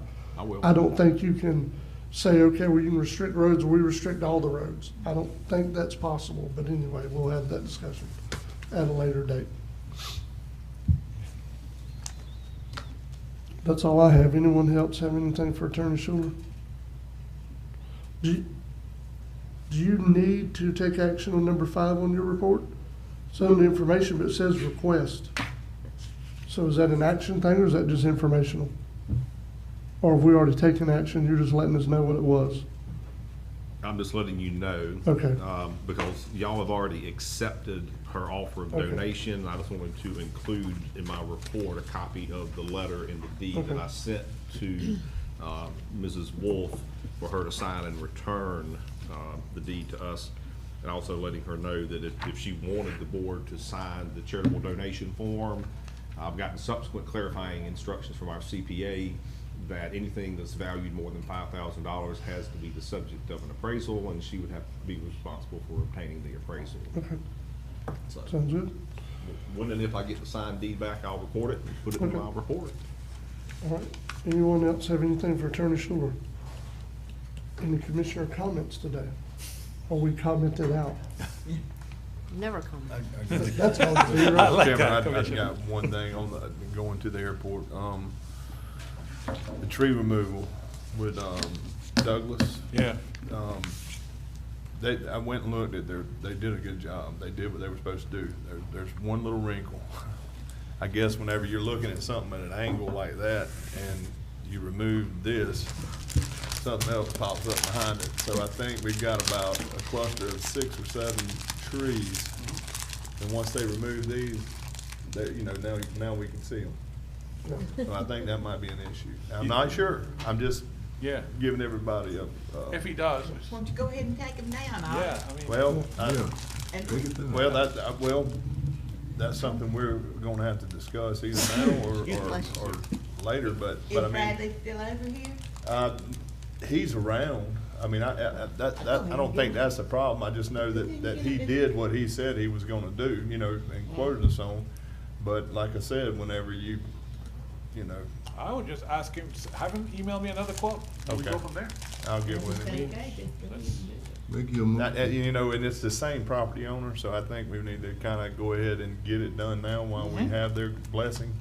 But like I said, you know, I apologize to you guys because, you know, I didn't realize there was gonna be 6 or 7 more behind that whole half acre that we. That's why projects are, brother. It's all good. Anyway. Do we need a change work order? So, doing Yeah. our discussions about promotion stuff, we're gonna promote Commissioner Amerson to FDOT Airport Inspector.